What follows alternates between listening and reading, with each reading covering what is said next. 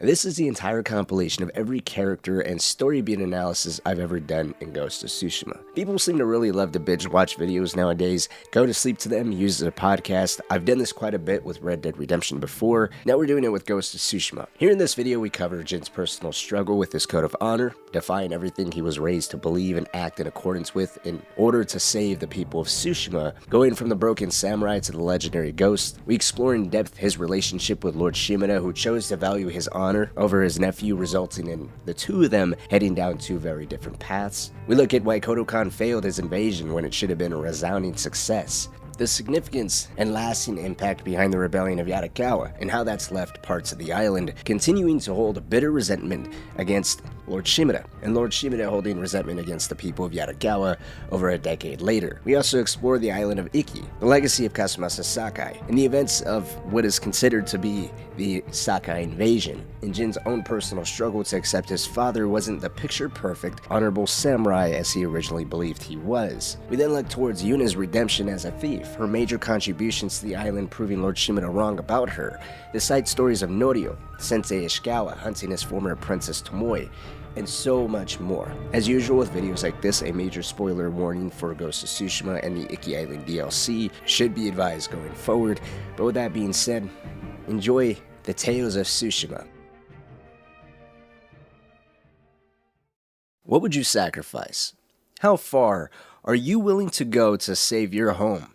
Save your loved ones, to save your family's legacy? Are you willing to reject the very thing you were raised on, to reevaluate yourself, your perception, the morals, the values, and the way that you conduct yourself? It's not an easy thing. To take a step back, question yourself, question your world, everything that you based your life upon, and to question the word of people that you look up to, the people that you respect. Honestly, many people aren't even capable of questioning the core pillars they've built their own self-image and understanding of the world on.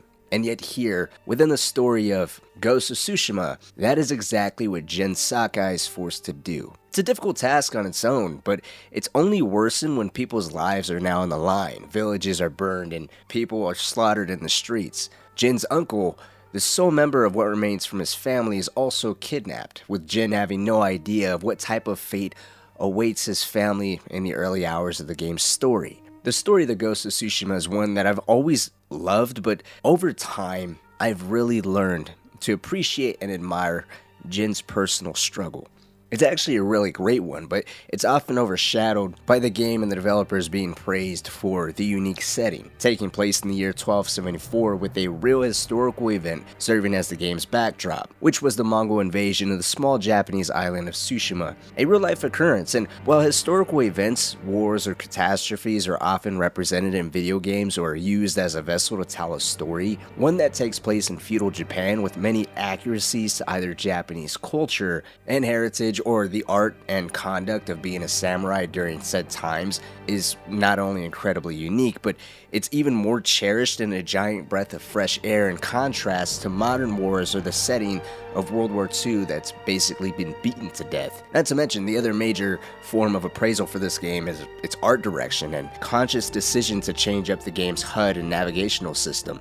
There's no minimap, compass, or obscenely distracting amounts of information thrown at you on screen. Instead, what we get is the game's wind. That's what replaced this game's minimap. That is how you get from point A to point B without ever getting lost. Points of interest in the form of finding cosmetics, additional side missions, haikus, bamboo strikes to strengthen your resolve, which is a metric used for healing yourself and utilizing special attacks, or hot springs to increase your overall health, are all found naturally by exploring the world with a small golden bird serving as your guide to what curious location may just lie around the corner. From presentation, story, cinematics, the graphics, the music, all the way down to the actual gameplay and navigation, Ghost of Tsushima is a giant breath of fresh air, beautifully crafted to honor the legacy and code of conduct by the samurai, paying homage to Japan's heritage and history. It's all weaved into Jin's personal transformation from the fallen samurai all the way to becoming the legend of the ghost, a guardian that has transcended the bonds of human flesh. And by the end of the game, stories claim this ghost is 10 feet tall with an army amassing behind him, ready to take the fight to the Mongols. Even the game's ranking system ties into this very same transformation, with it starting with the broken samurai all the way to the Ghost of Tsushima. But enough of the introduction, let's begin at the start.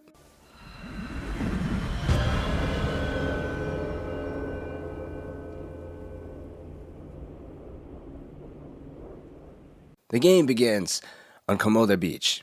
Jin is by his uncle Lord Shimura's side. Lord Shimura is acting as Jito of the island, essentially meaning he's in charge on behalf of the shogun. However, Jin's ties to Shimura don't end at just obeying him as ruler or simply due to the family dynamic. Lord Shimura is also Jin's personal guide and tutor into the world of becoming a proper samurai, to protect people, to look your enemies in the eyes, face them head on, and fight them with honor and dignity, never to strike from the shadows or cut them down from behind like a coward. In wake of the death of Jin's father, he had to learn these core pillars as soon as he possibly could, because it was he who was to assume the role his father had as leader of Clan Sakai. What is interesting here is also the armor Jin has on. There's another samurai here that is leader of his own clan, Harunobu Adachi, Clan Adachi. He has his own armor, representative of his position within his own clan, a position Jin is in as well, leader of Clan Sakai. Yet instead of donning on his father's old armor, signaling Jin's preparedness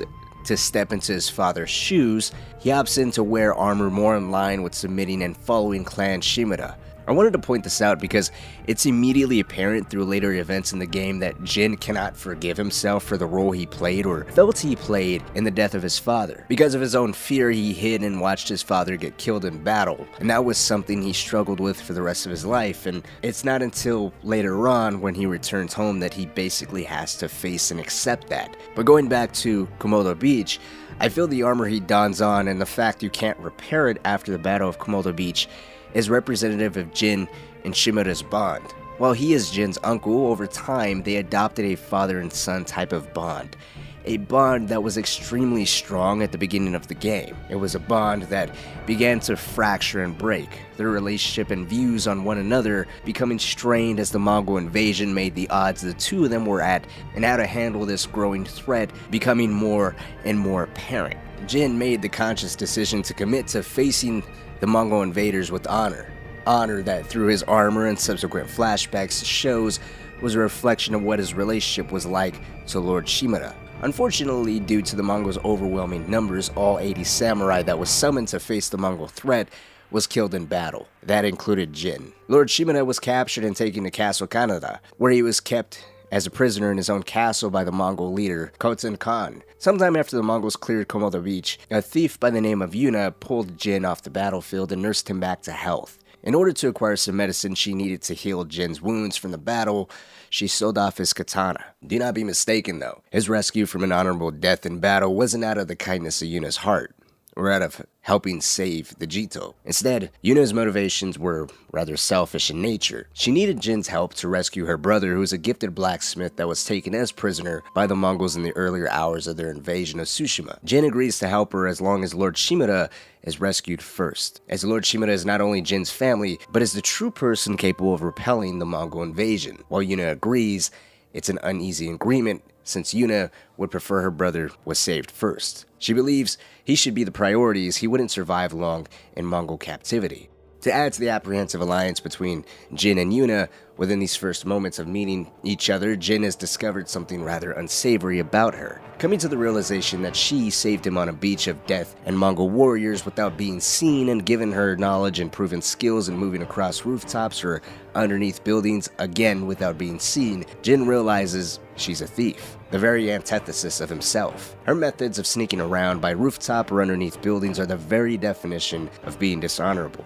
And it extends beyond just the means of scavenging and surviving, but also killing. The initial connection between Jin and Yuna is one that really serves to show how rigid Jin is. In the beginning, the ultimate follower of the samurai code, honor, facing the enemy head-on and saving those who are too weak to protect themselves. Something he does pretty defiantly after Yuna suggests sneaking up to some Mongols that were blocking their path to escape via some nearby horses. Then, subsequently, she refused to help others in need, reminding Jin that he cannot save everyone and other people on the island need him. It's quite the contrast because not only is Jin sticking to his code even after the code and honorable ways failed him, Lord Shimura on Honorable Adachi, and the other 77 samurai on Komoda Beach, resulting in every single one of them being slaughtered, but Yuna and her goals are quite different as well. Understandably, their reason for coming together is because they have their own personal goals and ways of achieving them in mind. Jin is hyper-fixated on saving the island, the only way he knows how, through strength, courage, honor, and Lord Shimura leading the liberation army filled with nothing but samurai warriors, all upholding the same tradition and respected ways of fighting. Yuna, on the other hand, sees Jin as her ticket to saving her brother, proposing various methods that the samurai within Jin cannot fathom being an acceptable way to conduct battle or carry oneself. Over time, after Jin fails one final attempt at honorably saving his uncle and facing the Khan at Kasokanada head-on, he loses to the Khan in one-to-one fighting and gets thrown over the side of a bridge. Jin miraculously escapes death for a second time, though this time his spirit is broken, re-experiencing the same intense feeling of failure he had all those years ago when he watched his father get killed before his eyes. It's after this failure, Jin, with the realization of Yuna, came to accept the very thing that would later be the rift between himself and his uncle. I swore to protect this island with my life. But now the Mongols have stolen our home, killed our samurai. You forgot what it's like to fight someone stronger than you. To feel weak. Sometimes when you're staring death in the face, you have to do whatever it takes to survive. The Khan expects to fight a war against the samurai. He will anticipate our every move, unless we find new ways to surprise him. That's how we'll save Lord Shimura, and retake our home. The samurai are predictable. If he wants to save his uncle, he can't be. He can't afford to be, on account of the Mongols' much larger army. With numbers on their side and a deep and strong understanding of their enemy, the Mongols have to be shown they aren't just dealing with one lone rogue samurai, but the wrath of an entire people. The seeds of the legend of the Ghost are now sown, though as they say, things are easier said than done. Jin may be okay with confessing this out loud, but it doesn't mean he takes to Yuna's teachings so easily. While Jin goes and gathers the help of Sensei, Ishikawa, and Lady Masako, trained warriors he believes would be invaluable in the rescue of Lord Shimura, Yuna gathers information on where and how to rescue her brother, Taka. She has a series of tales or missions that lead up to her main goal of Taka's rescue, a goal Jin happily campaigns behind as being their collective priority now, since Yuna promised that Taka, being a gifted blacksmith, could craft something to help Jin scale the walls of Kasokanada, a critical tool vital to the rescue of Lord Shimura. With Yuna leading the way on how to go about rescuing her brother, she begins to enlighten Jin on the ways of the thief, and the art of striking from the shadows. It's yet another small way Sucker Punch displays the contrasting mentalities and methods of accomplishing goals between this duo. Jin still seeks honor and relies on renowned warriors. Yuna has no such allies or people to call upon. Instead, she has her tuition and wit that is heavily based upon scavenging, sneaking, and slicing one's throat.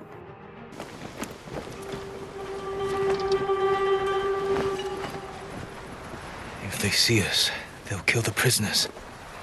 Then we better stay quiet. And open their throats.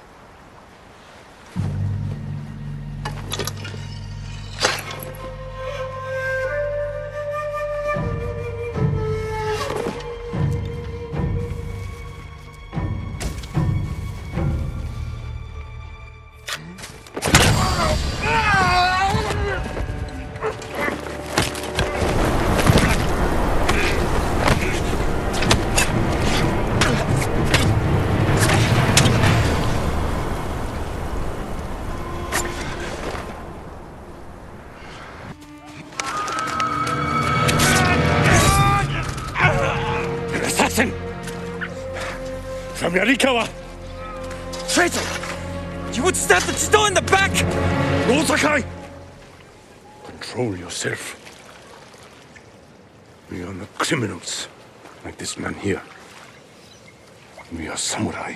He tried to kill you! You must answer for this crime. With his life.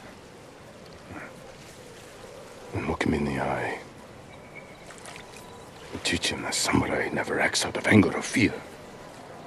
And take his life with honor.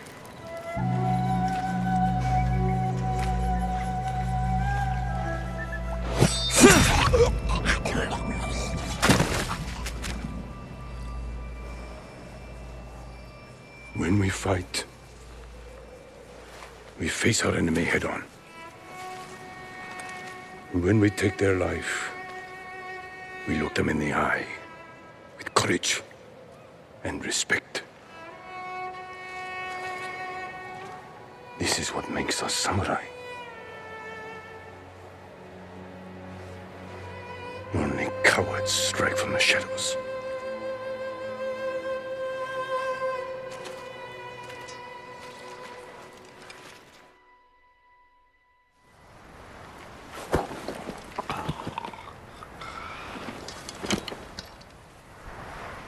This is the first time Jin is actually confronted with the dilemma of what does honor really mean to him. How far can he comfortably go in actively and openly disobeying the very foundation of not just what his uncles raised him on? It's not as simple of right and wrong or a code. He can't just separate the two. Honor has consumed his life, and here with this first assassination, it was brutal. Jin has no experience in taking a life this way, a life that is not just the way of a coward, but it robs the victim of peace and of a swift death. Yet, another core tenet of respecting your enemy. They're still human, and here, he's draining life from their necks like cattle. It's not easy, nor is it beautiful, but he does believe it's necessary. Necessary for a goal.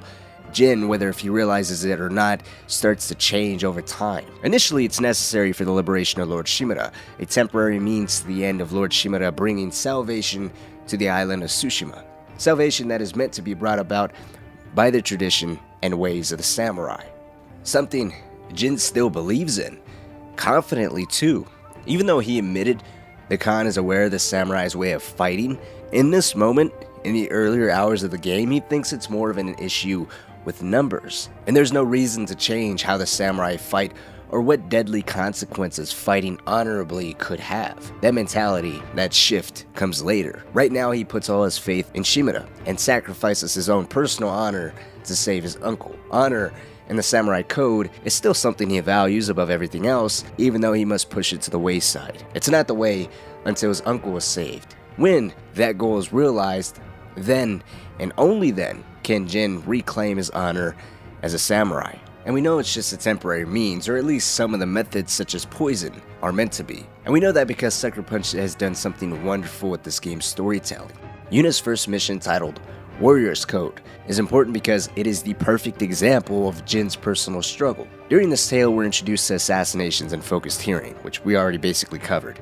It furthers the game's stealth mechanics and sets up the very foundation of the legend of the ghost Jin was slowly morphed into. But it's through that very introduction to stealth that we're given a direct taste of why Jin hates these tactics so much and how he has to swallow his honor and resort to the very thing that almost cost his uncle his life many years ago. Now, this first cutscene with Jin reliving the moment his uncle almost got assassinated is unavoidable. Everyone will experience it. This first time, Jin just sits and stares at the corpse of the Mongol he just brutally killed. No words, just blank. Now, as the game progresses, there are secret or unscripted flashbacks you could experience. They're not incredibly unique, they're smaller snippets of this bigger flashback that you originally experienced, but thanks to the core gameplay of Ghost of Tsushima tailoring to either a direct, more honorable way of fighting where you can choose to engage in standoffs or just outright fighting head on, or you can immerse yourself in the game's stealth mechanics, bringing the ghost to its fullest potential by assassinations and poisoning. Thanks to how this game caters to both playstyles, you can go pretty far without triggering these smaller flashbacks, but the first time you assassinate someone, after assassinations are introduced, you get this small callback. Stay close, Yuna. I'll follow. Jin, we look them in the eye with courage. Only cowards strike from the shadows. Forgive me, Uncle. Jin's regrets and repentance for this dishonorable conduct. Assassinating for Jin is a matter of courage and respect, as that is what is directly recalled, while poisoning is all about setting an example for the people of Tsushima, to be true to oneself and to be honorable in life and in war.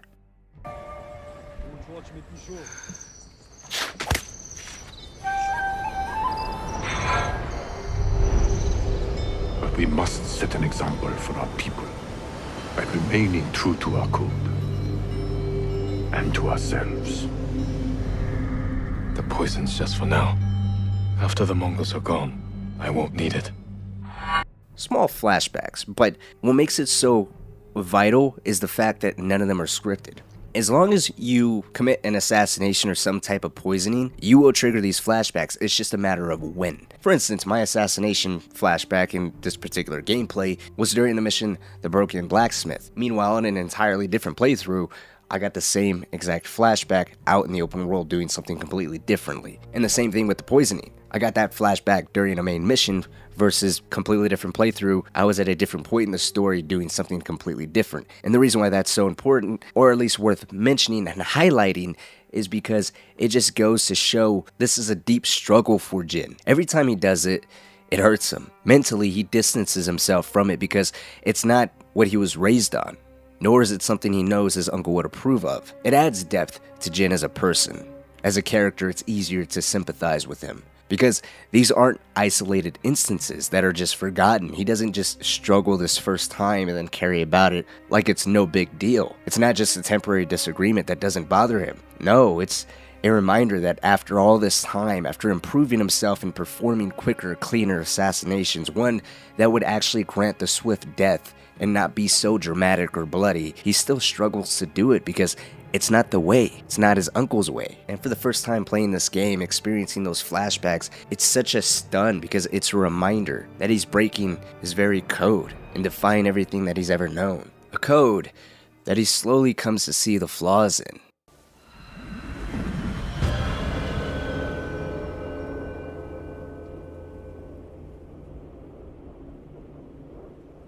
Now I need to recap a little bit of the story to make sure no one gets lost, but the point is now to focus on the rift between Jin and his uncle Lord Shimura. Taka, Yuna's brother, is eventually rescued by Jin and Yuna.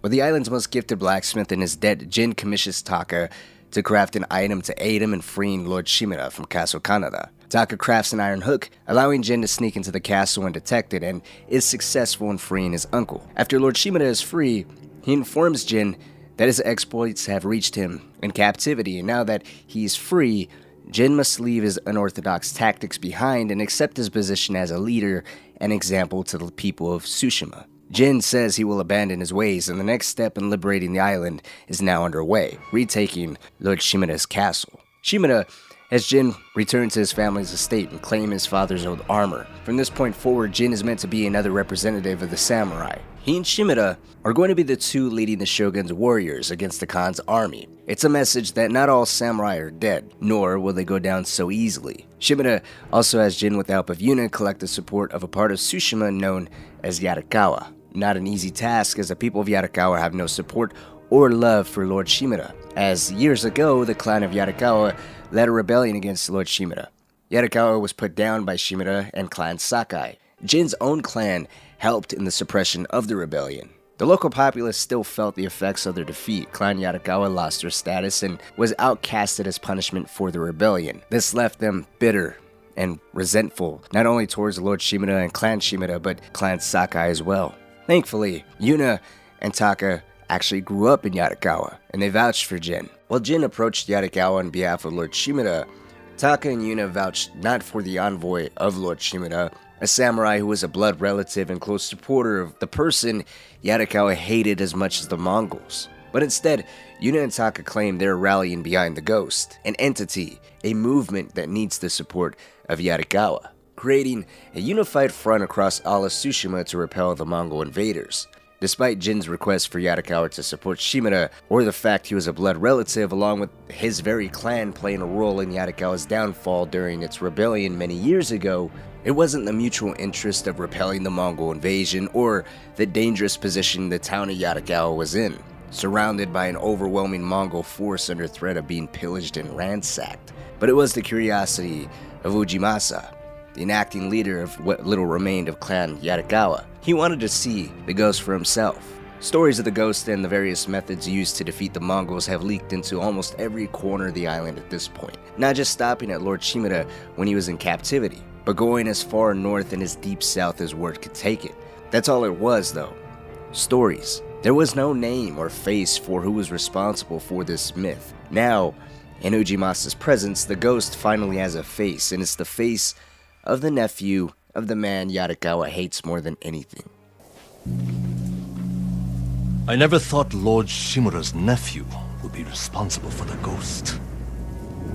You best be careful, or he'll punish you, as he punished my once great family. For inciting rebellion against your Jito. The Mongols want to conquer the mainland. They will lose interest in us. And Yarikawa will survive. Out of sheer hate for any thought of being unified with Shimura, being delusional with the perilous state Yarikawa is in, or maybe a mixture of both, Ujimasa rejects helping Jin and believes Yarikawa would be no interest to the Mongols in time. They just have to bide their time. It's not until a local blacksmith informs Taka that the best archers in Yarikawa, defiant against Ujimasa, decided to leave a few days ago to take the fight to the Mongols. No one has heard from them since they left, though. This was Jin's opportunity. He and Yuna decided to go and search for the missing archers and use them as a way to achieve the support of Yarikawa. Eventually, they catch up to them. Jin secures the archers' promise of convincing Ujimasa to commit Yarikawa to fighting the Mongols. In exchange, Jin was to help with breaking the Mongol siege around the town of Yarikawa. Jin accepts, but there's one small thing. The archers don't pledge to Shimura or the samurai that rally behind him. No, Yarikawa and its people are behind the ghost. And unlike all of Jin's previous moves of clearing Mongol outposts or liberating villages that had no civilians, here, within the walls of Yarikawa, the legend of the ghost will reach heights Jin will no longer be able to control. And he delves deeper into things that he's been raised and trained not to do, primarily giving into his anger and using fear as a weapon. Jin's swordsman expertise and exploits have gotten beyond him at this point. Clearly, what he's been doing has been reaching everyone. But it's when he breaks the siege of Yarikawa, kills General Tomoe, and slaughters all remaining Mongol warriors around Yarikawa where the legend becomes something he can't control. Here in Yarikawa, a den of what would be perceived as traitors to Lord Shimura, people who refuse to accept servitude to the Mongols yet hate Lord Shimura and hold no support for the man who shamed and outcasted them. Now, with Jin, they've found an alternative, something else to believe in, another way forward. Yarikawa gave the ghost the biggest audience and largest opportunity to receive appraisal from people who not only firsthand seen the samurai, who fights like no other samurai. This vengeful spirit was not the normal carrier of samurai traditions, but something much more. And now, it's no longer just a story. I also want to point out around the same time is when Jin begins to add poison to his arsenal, a decision he made entirely on his own. Up until this point, Yuna was the one training him in the art of guerrilla warfare, opening someone's throat and moving without being seen.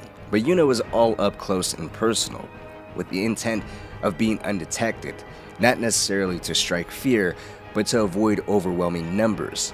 Jin took it a step further, learning how to utilize poison and shooting poisonous darts from a distance via a blowgun, a more gruesome death than just striking with a blade from behind.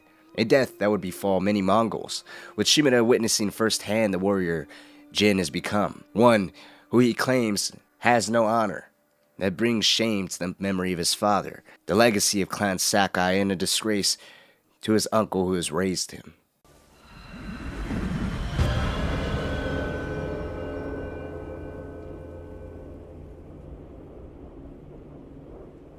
Despite him promising his uncle that he will drop his unsavory guerrilla tactics, Jin continues to build the ghost up behind Lord Shimura's back, gaining supporters and finding new ways to fight the Mongols. Meanwhile, Lord Shimura made an attempt with the shogun to solidify his relationship with his nephew, formally asking his permission to adopt Jin as his son, with the goal of Jin eventually taking Shimura's mantle. It's touching, and it goes to show that regardless of everything that happens between these two moving forward, Shimura still loves and cares deeply for Jin. As the player, it's easy to understand Jin's decision to start incorporating poison and to sympathize with him, but it's also hard to not feel for Shimura. He lives his life strictly in line with this code of honor, a code of honor that would cause irreparable damage between him and his now adopted son. And it all happens in a grand way. At the time, when the island is meant to unite, retaking Castle Shimura from the Mongols. At the start of the battle to retake Castle Shimura, all is well. In fact, it's quite inspirational. Samurai donning armor in support of Clan Shimura and from the mainland fight alongside the outcasts of Yarikawa and other allies Jin has made along the way. It's a beautiful sight to see so many people fight under a unified cause, freeing the island from the invaders. Together they manage to fight bravely and breach the outer walls of the castle. Eventually they come to a sealed off door where Jin is told to scout ahead, while the rest of Shimura's army regroups on the door. Jin, in this brief moment of being left alone, takes the opportunity to let the enemy experience the legend of the ghost firsthand.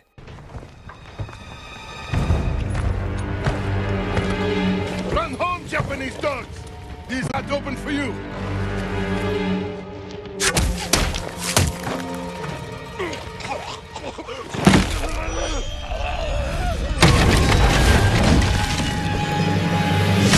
Sakai! Run, cowards! Jin! What are you doing? Clearing the way. Not like that. Never like that. Face them as a warrior with honor. Monster. It's all they understand. Terror is not the weapon of a samurai.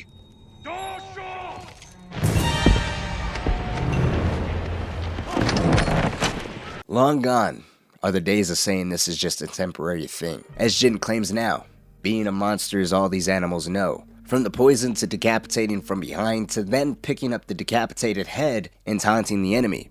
Shimura finally sees firsthand what Jin has been resorting to this whole time, and it goes a step further by Jin's taunting and seemingly unfazed by what he's doing. In Shimura's eyes, it's utter betrayal, but the shock is cut short since the Mongol threat is far from over. It's clear everything Jin has witnessed and hold the Mongols responsible for, from repressing every corner of the island, capturing and humiliating his uncle, damn near almost killing him twice, persuading the Straw Hat, Ronin, and their leader Ryzuo, who is a longtime childhood friend of Jin, betray him and his people. It's all taken a toll on Jin. Far too long he's been outnumbered, out-resourced, and failing those around him. Why change these methods when they're yielding results? With most of the castle cleared, what remained of the Mongol occupying force at Castle Shimura decided to retreat across a bridge and hold out. Wary of the Mongols' decision to just break off and hide, Jin warned Shimura to not give chase, as he could be leading his samurai into a trap. As it turns out, Jin's suspicion was correct. As the samurai gave chase to the Mongols across the sole bridge to the last part of the castle that they occupied,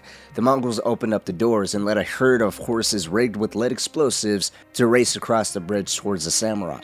Jin and Yuna luckily stopped the horses before reaching the opposite side of the bridge, but it did come at the cost of all the samurai on the bridge. This was the pivotal moment where Jin sees the flaws within the code of honor, or at least how Shimura defines his honor. Jin and Yuna both see the deaths of the samurai on the bridge as unnecessary and the fault of Shimura, who arrogantly decided to give chase. They also see him as having no remorse for what happened, seeing it as a sacrifice that they made for the honor of the Jito they serve. It's a fate that Shimura planned to repeat again, as he planned to have more samurai repair the bridge and follow up with a counterattack going over the bridge again, possibly leading to the same outcome of more samurai lives being lost. Jin, trying his best to avoid such a fate for his samurai, offers to advance ahead solo, sneak into the Mongol camp and poison the enemy. Besides the offer being in clear defiance of what Shimura and the samurai define as honorable battle, Shimura brings up another point. If he allows Jin to do this, Jin would be utilizing terror as a weapon and teaching the people of Tsushima to fear the samurai. It makes the decision of what to do a little bigger, because it's not just a strict code at stake anymore. These warriors, Shimura and Jin included, are meant to lead by example, and with Jin having the support of the people of Yarikawa, an uneasy alliance to begin with, and possibly more people by the day across the entire island as they seem more accomplished by way of the methods of the ghost compared to the samurai that are predictable and figured out by the Mongols, being captured or killed at every single turn. For those that played the game, it's the same mission, it's the same interaction that pushes Jin to accept the ghost. Up until now, he's quietly accepted being branded as the ghost by others. If it meant giving the people something to have hope in and fight for, so be it. He never openly claimed to be the ghost, nor did he ever reject it. However, after this disagreement with Shimura, Jin decides to go ahead forward by himself. He puts on his armor, uniquely tailored for the ghost, and sneaks into the Mongol camp. He poisons the entire Mongol force, and when the samurai forces behind Lord Shimura catch up, Jin presents the castle to Lord Shimura. He rejected his samurai tradition, but he still knows who he serves. Unfortunately, that doesn't matter though. Jin openly defied Shimura. This is not our way. Your way can't save our people. The Shogun will demand a head. But it does not have to be yours. I know she drove you to this. Uncle. Renounce the ghost. You must blame her for this outrage. Tell them you are Jin Shimura, loyal servant to the Shogun. My heir. My son.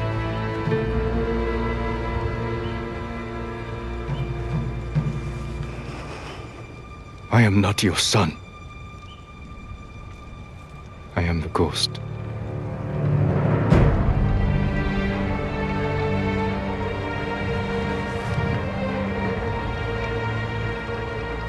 And you will be judged for it.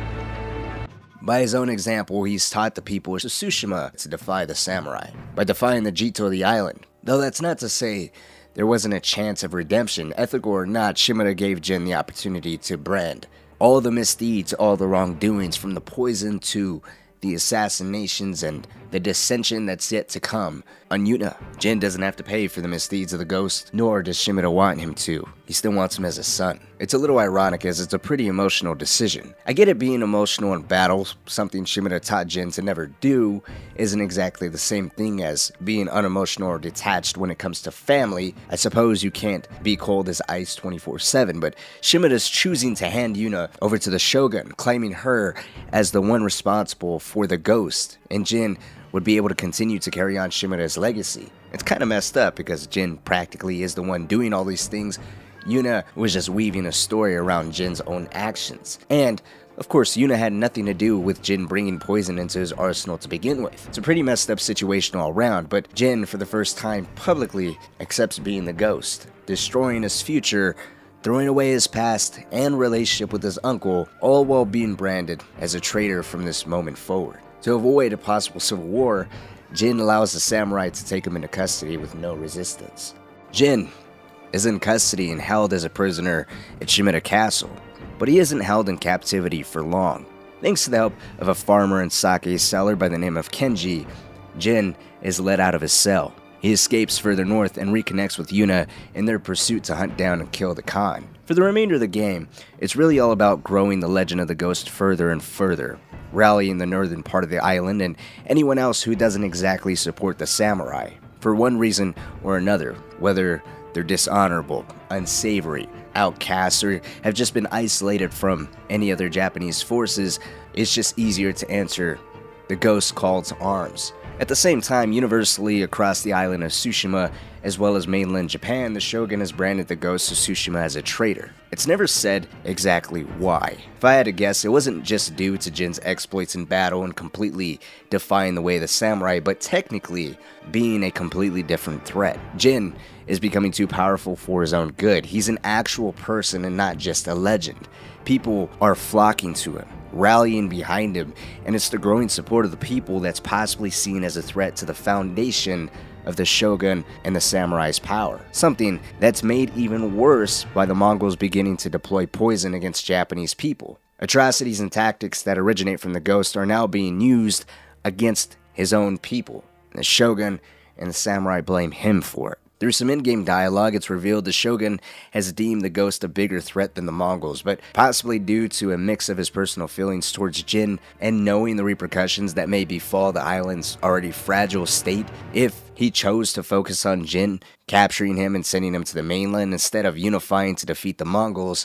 Shimura ignores the Shogun, and while still aware of the wanted status of his nephew's head, he decides to prioritize the Khan. The Khan is eventually defeated by a combination of Jin with those that have pledged their allegiance to the ghost, and even the samurai, led by Lord Shimura. Even if the latter arrived late, or was primarily used to hold down most of the Mongol forces while Jin faced the Khan head-on, it worked. It allowed Jin to decapitate the animal that had had a death grip on Tsushima for a long time. Though, Jin's struggles doesn't end here. With the Khan dead, there's still some small pockets of Mongol outposts and warriors to clean up here and there, but before they can be dealt with, Jin must face his uncle one last time at Jin's family estate in Omi village.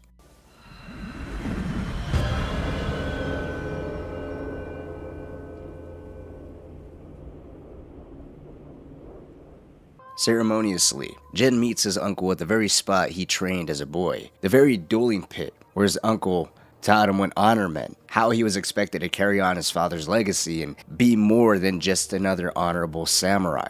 Jin meets with his uncle, and the whole thing is very sad. He learns from Shimura that his family's estate is being taken, and Clan Sakai no longer exists. Jin's home and family legacy will be no more. As they take a final horse ride together, they run into a man whose wagon is stuck in the mud. The man claims he's joining the Ghost's army, and the wagon of supplies is meant for the powerful force that the Ghost is gathering up north. That's a heavy load. Where are you headed? Jogaku. The Ghost army is up there. He has an army. You didn't hear? They'll sail for the Mongol steppes with a storm at their back. Burn their homes to the ground. An impressive goal. This is everything I can offer them. I hope it helps. Then we will see you on your way. Jin has no such army, and the man has no idea the person he's speaking to is responsible for the legend of the Ghost. This is just a small example of how big the Ghost has gotten, and Shimura goes on to say, countless people flock to the Ghost every day. Shimura doesn't want to talk about the Ghost though. They continue to talk about what could have been, what should have been, reclaiming the island as father and son, with Clan Sakai still existing. The horse ride they take concludes in the cemetery of Clan Sakai, where Jin's father is buried. It's here where Shimura finally tells Jin why he's called him here. I will miss this. So will I.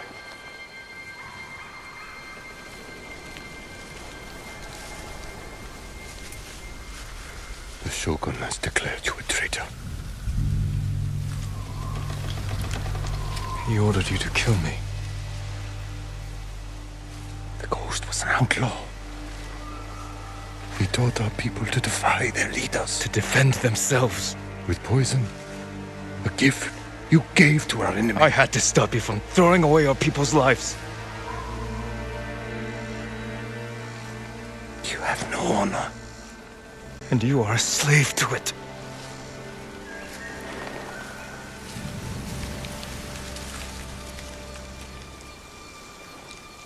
You are my son.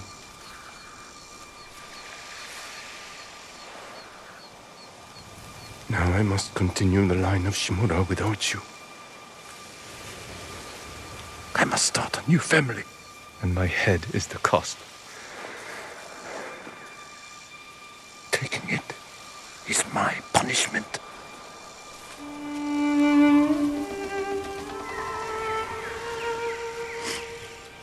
Their relationship and perceived punishment isn't so black and white. Saying Shimura is a slave to his honor, I think, summarizes it pretty well.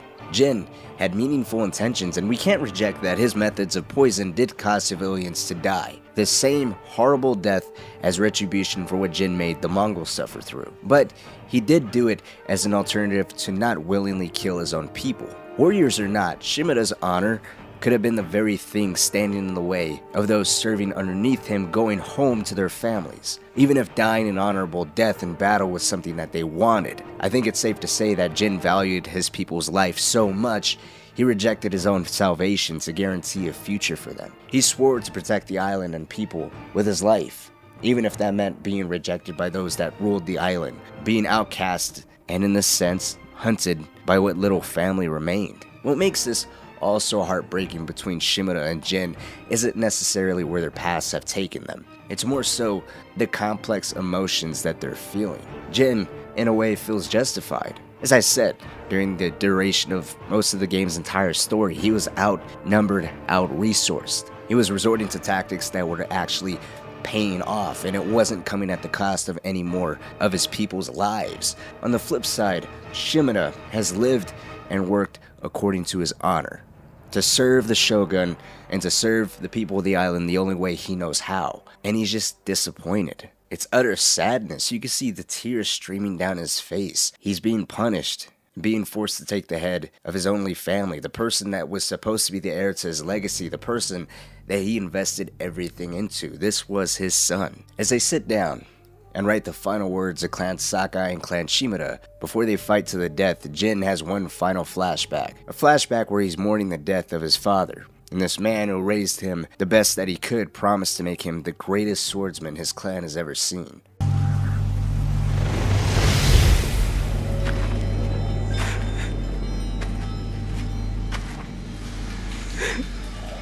Your parents will always be with you.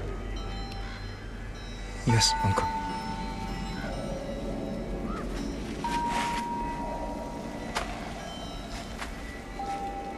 I will train you to become the strongest warrior Clan Sakai has ever known.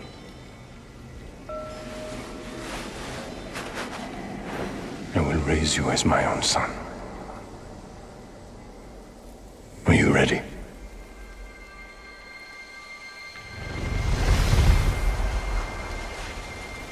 There are very few games where the ending is so damn emotional for me, and this one is definitely up there. I mean, you really get the feeling this is their final day together. Shimura was shedding tears, saying this is their final day together, and it's such a beautiful day. Meanwhile, Jin is over there in silence, reminiscing on everything the man he looks up to his whole life has done for him. Then as they approach each other, they unsheath their swords and set their stances, ready to fight to the death. Now in the game of Ghost of Tsushima, you can choose to either kill Lord Shimura or spare him. Apparently, the canonical ending is actually sparing Lord Shimura, and it's actually one that I love because Jin delivers what is probably the best line in the entire game.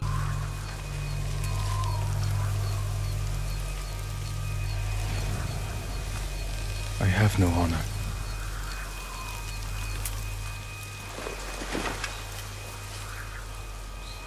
But I will not kill my family.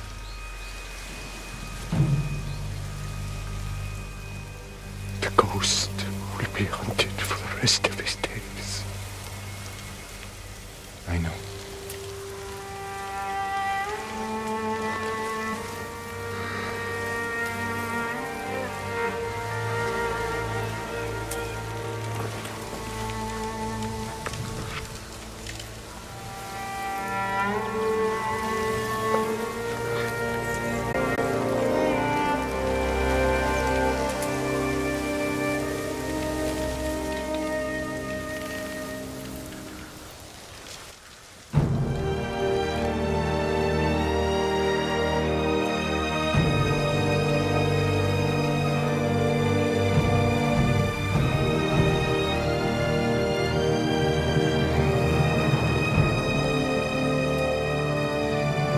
Refusing to take his uncle's life, he gives Shimura a final bow and walks off into the distance, knowing he will be hunted for the rest of his life. And one of those days, his uncle may be leading the hunting party. Jin gave it all up, technically dying on Komodo Beach, alongside his fellow samurai, rising from the sands as something more than just a vengeful spirit. He wasn't just a samurai with a second life, coming to restore the tradition and power of the samurai. No, honor and tradition died on Komodo Beach, and along with that, the comfort of inheriting his uncle's legacy, of one day becoming acting Jito on the island of Tsushima. Jin resorted to tactics and methods that shamed him and alienated him from the very culture and people he was raised in. He sacrificed it all for his people. He did any and everything that he could in order to save the lives of his people, and yet, in spite of all that, he's seen as the most dishonorable on the entire island, even though he made the ultimate sacrifice. Hands that shaped the world.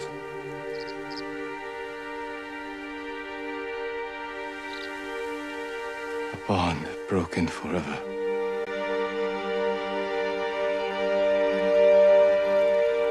Will death redeem us? The complex father-son relationship between Jin Sakai and his uncle turned adopted father Lord Shimura is a strong theme within the story of Ghost of Tsushima. It's the very reason why Jin has so much trouble breaking his own moral code and finding the stomach to do whatever it takes to free the island of Tsushima, to break free from tradition, find new methods of fighting, implementing deception, fear, and novelty in order to rid the island he swore to protect from the death and destruction being wreaked by the Mongol invaders. I've already covered Jin's transformation in great detail, from a fallen samurai to the legend of the ghost, along with Jin's father, the butcher of Iki Island, Jin's relationship turned bitter rivalry with his former companion Ryzuo, and the importance of the Yarikawa Rebellion in a handful of other videos. So feel free to check those out if you like. But today I wanted to focus on the father-son relationship from the perspective of Lord Shimura. The honor and tradition Shimura felt compelled to abide by. Honor and tradition that would cost him the future of his clan.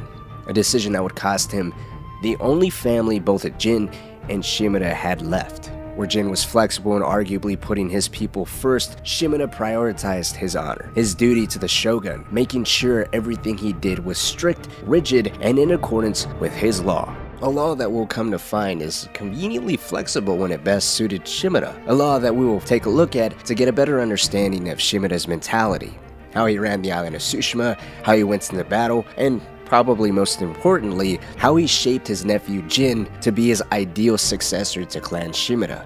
That is where we will begin. The relationship between Shimura and Jin was one of loss. Jin was taken under Shimura's wing after the death of his father on the island of Iki. Shimura promised to show the young boy how to be a proper samurai, how to be a pillar for the people, to honor his ancestors, all those that came before him to fight under the Sakai clan banner, and how to become the most gifted swordsman the island will ever see. In the early hours of the game, we're exposed to how Shimura was able to do this, bringing his nephew up to speed on what it means to be a proper samurai.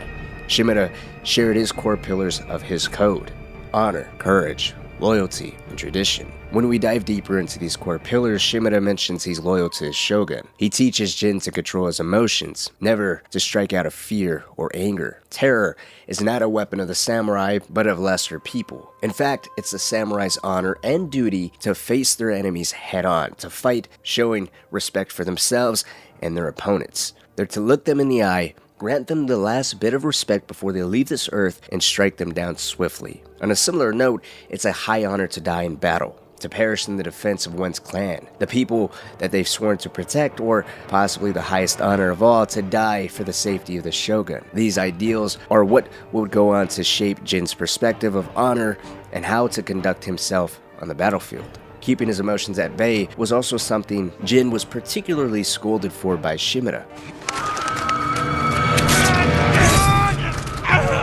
An assassin! From Yarikawa! Traitor! You would stab the Chido in the back! Sakai! Control yourself.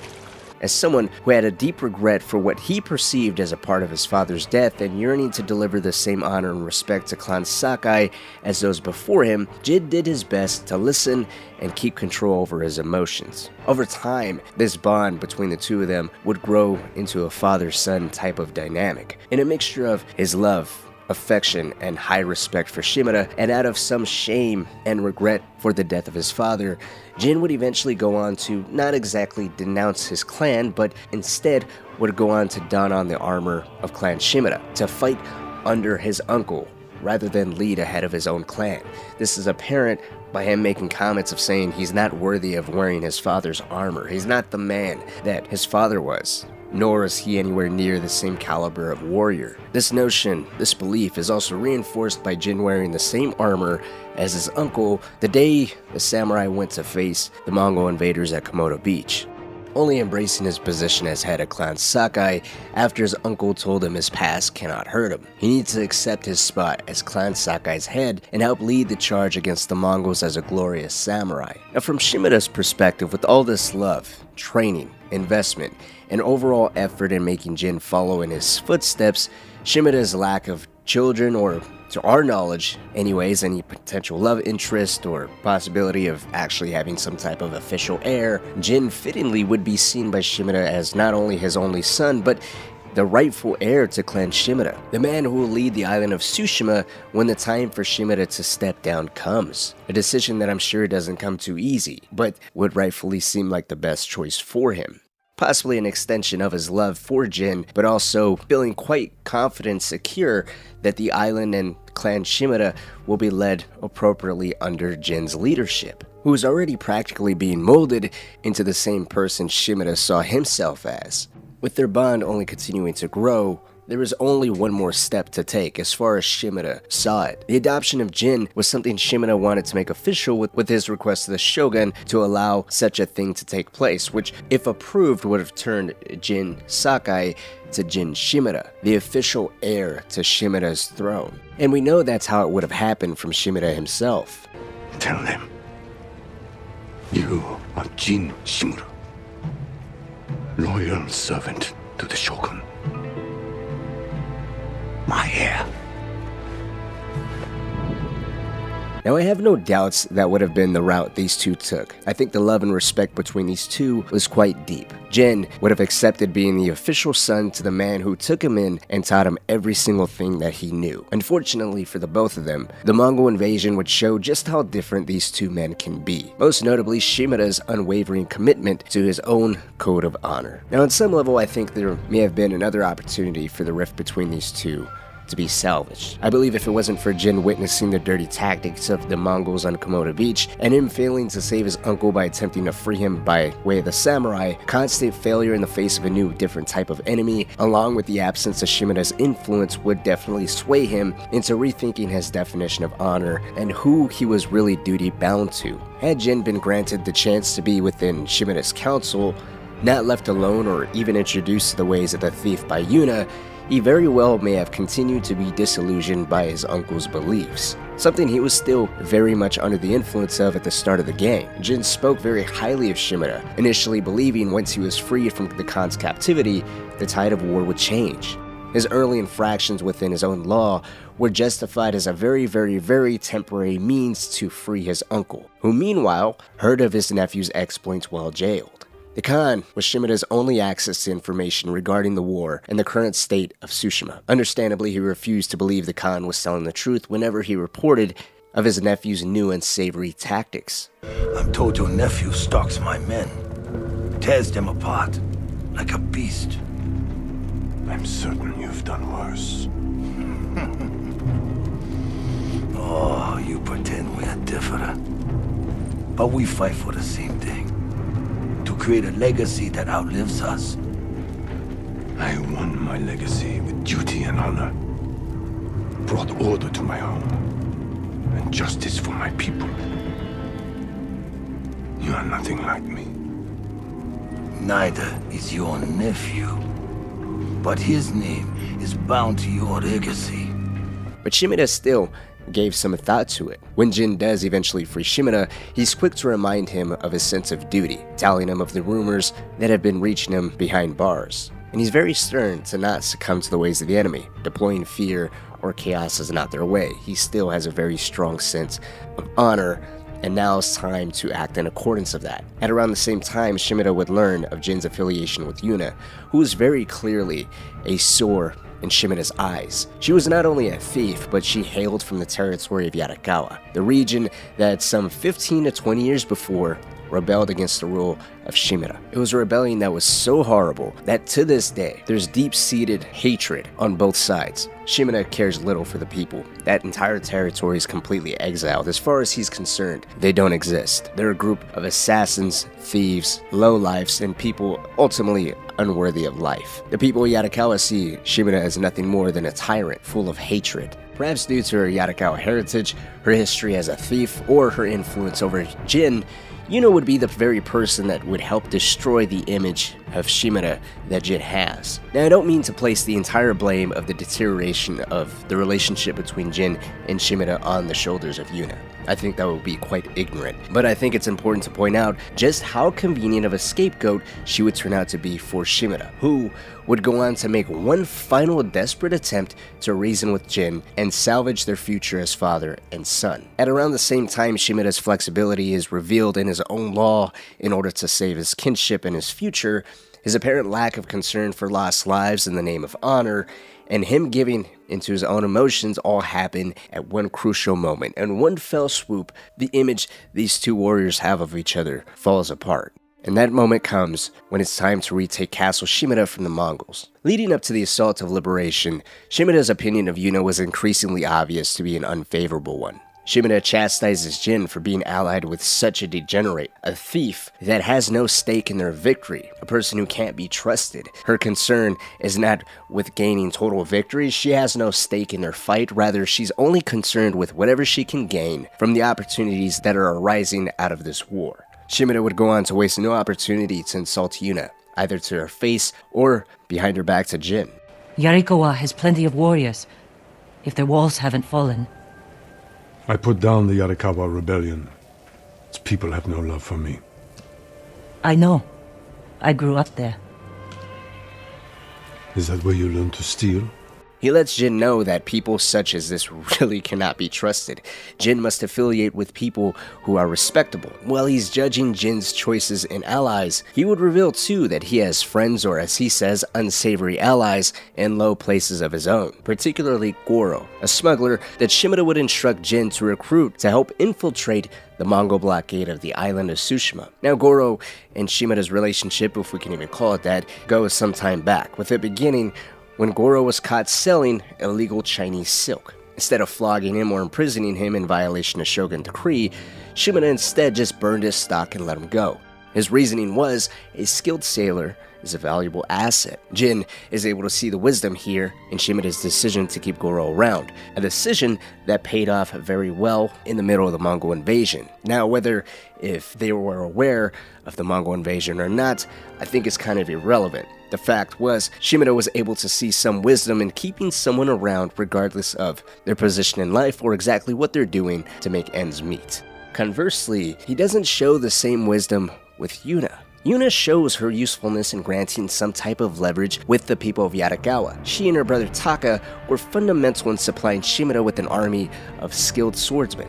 Mind you, Clan Yarikawa was renowned for their gifted swordsmen. They were considered the best the island of Tsushima could offer. With the former clan of Yarikawa seething of hatred towards Shimura, he could never have gained any type of favor with them, especially without the help of Yuna. But he's skeptical of her ability to rally her former neighbors behind Shimura at best, and when she does eventually deliver, it's still dismissed with her only caring for one thing, whatever she can get out of the war, which is journeying to the mainland of Japan. Despite his skepticism, she did help deliver on bringing Yarikawa to the rallying cry of Tsushima. As ragtag Japanese forces fight the Mongol occupiers, Jin would deploy his tactics as the Ghost not once, but twice. The first time even displaying a level of rage at his enemy that was repulsive to his uncle, decapitating a Mongol captain and throwing his severed head at his comrades. Shimura was quick to correct his nephew's deviation.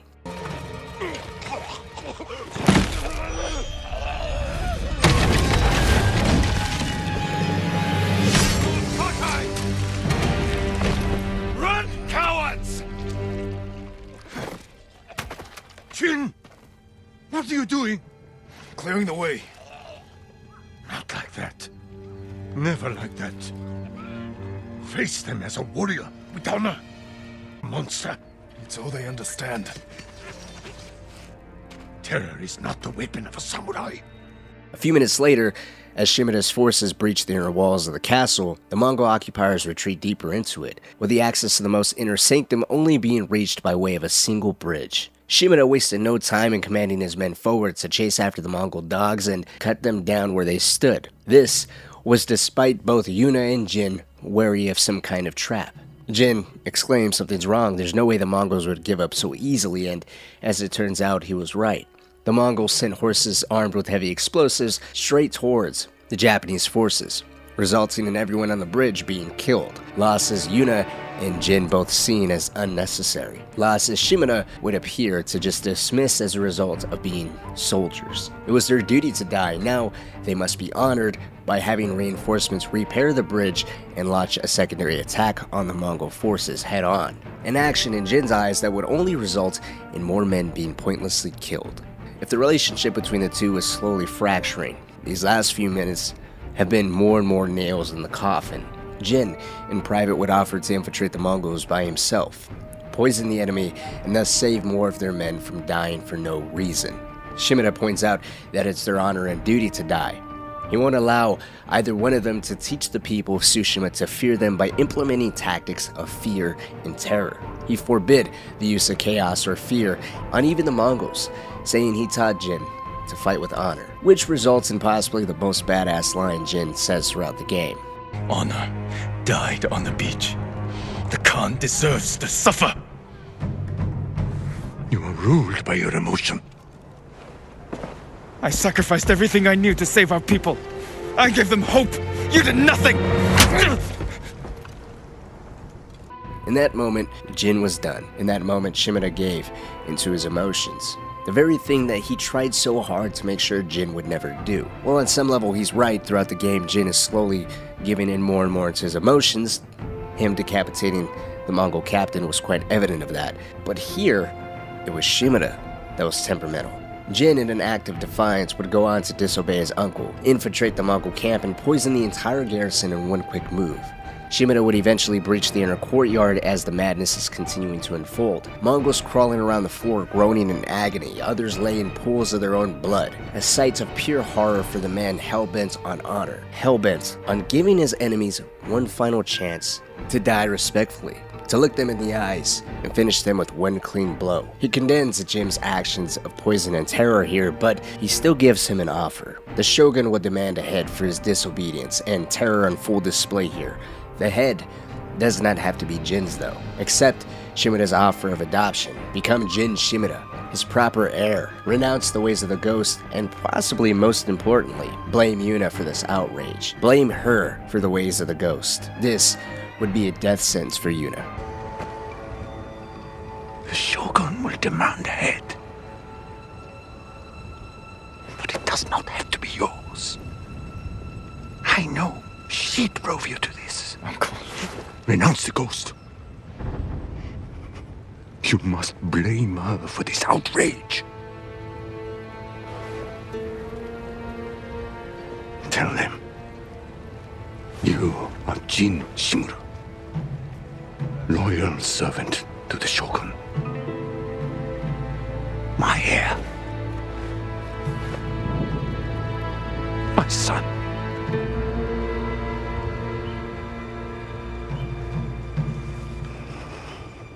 I am not your son. I am the ghost.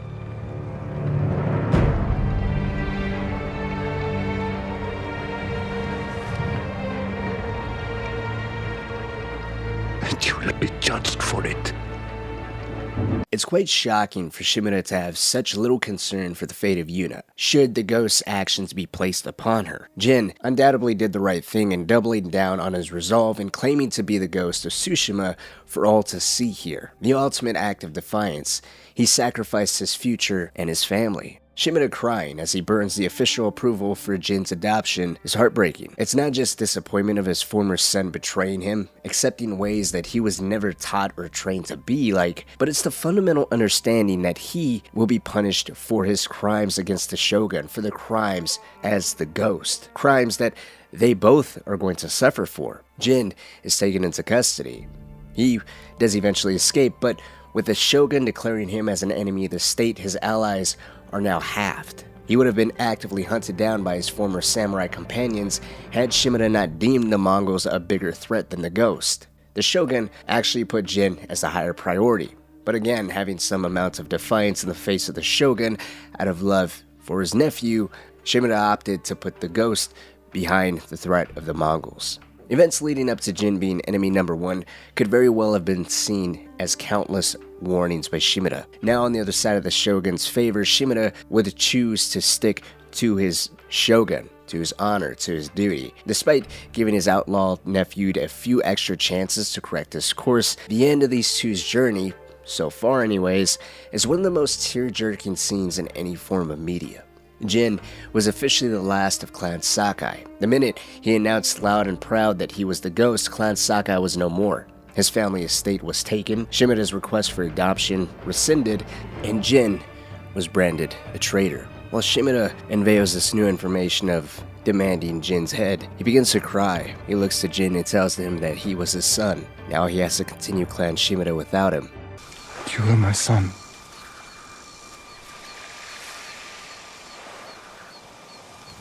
Now I must continue the line of Shimura without you.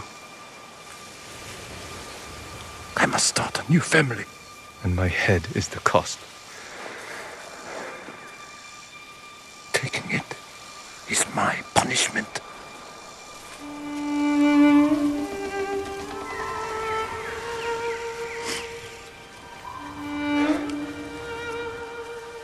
The shaking in Shimura's voice, the urge to fight back the tears that are already flowing despite all the restraint. He won't look at his son. It's too painful. He tries to lighten the mood by saying their final day together is beautiful. Jin, after writing the final words of Clan Sakai, looks back at his adoptive father. Despite everything, it's still his father. He's grateful for everything that he taught him. The silent acceptance of Jin is almost as sad as Shimura's reaction, but Shimura's emotions are so overwhelming, it's contagious. This is their final chapter, it's their final time together. As they stand up, they unsheath their swords, and they draw closer to each other. One final duel, as they've done so many times before, with wooden makeshift swords. Only now, it's the end of their bond as they know it.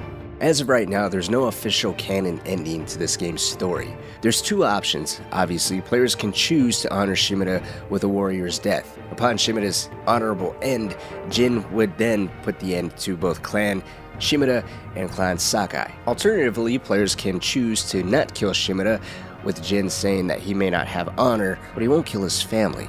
He then puts on the mask of the ghost, embraces his new identity, with Shimura's last words to his nephew being the ghost would be hunted for the rest of his days. I think regardless of your choice, whatever is going to be official or not, the sequel is definitely going to have a very interesting premise behind it, whether if Shimura or his replacement would have some interest in the ghost and how the ghost's journey and story would pan out. I think the devil ultimately here is in the details. Shimura saying that Jin was his son and the cost of him continuing his family lineage is the head of the person he spent so much time, effort, energy with. It's not exactly like he was a stranger, he still was his flesh and blood, but he raised him from such a young age. He trained him to, yes, follow in his footsteps, which some people may frown upon, but he did it in a way where he wanted Jin to live a life that Shimura himself best knew how to live, to be honorable, to value the same traditions, and live respectably the same way that he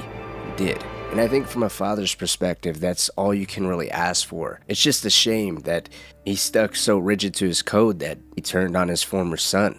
He had some flexibility here and there, but maybe it was because Jin was so bold and blatant with certain actions in front of everybody that Shimura just could not shield and mask his son anymore. And it became a matter of being a traitor with the ghost or continuing to lead your people the best way you know how. Shimura may not have been perfect, but in a way, he did the best that he could.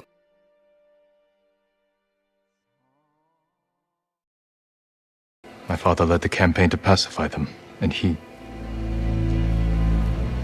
died on that island. The samurai retreated after he fell. Now something monstrous has taken root on Iki Island. I have to go back. So begins Jin's journey of facing his biggest fear, his biggest regret of failing his father. Frozen by fear, Jin watched his father die, killed on an island run by raiders, murderers, and thieves. His father's death was seemingly the end of the famed Clan Sakai. Jin was no samurai, he was no leader. His honor and dignity perished with his father in Iki Island, and it was possibly going to remain that way had Lord Shimura not stepped in and trained him to be the greatest swordsman Clan Sakai had ever seen. But that doesn't remove the pain, it doesn't bring his father back. Kazumasa Sakai's death left Jin traumatized and embarrassed to the point he refused to don on his father's armor during the main events of the story. Armor, and a sense of honor that was tied to said armor he battled with during the main story of Ghost of Tsushima, seemingly leaving it undisturbed at his family's estate in Omi village for 15 years. The campaign on Iki Island, the last time he spent watching his father grace, or shall I say dominate the battlefield, is really nothing but a series of memories he hoped to forget. Memories so intense in shame and regret, even during his time as the ghost. He refused to look back, he refused to face them. If he could have it his way, he'd leave them buried deep in the past, locked on the island of Iki, a place he was content leaving to its own devices until the new threat from Iki Island washed up on the shores of Tsushima, what was now the ghost home. The Tale of Iki Island is a phenomenal DLC, one that further explores the upbringing of Jin, a personal adventure of not only finally facing his past, childhood memories of him failing his father, and his father likewise failing Jin, as Kazumasa Sakai didn't believe he could be the parent to Jin that his mother was. Once Jin's mother passed away, it was said Kazumasa grew cold, not having an effective way to get through to his son to find common ground to bond. He instead hoped to set an example for the young boy, diving more passionately than ever into his duties as a samurai. Kazumasa utilized the battlefield as a way to parent his son, obtaining victory at whatever the cost and showing Jin indirectly what it means to be a Sakai, strong, fearless, and at times quite terrifying.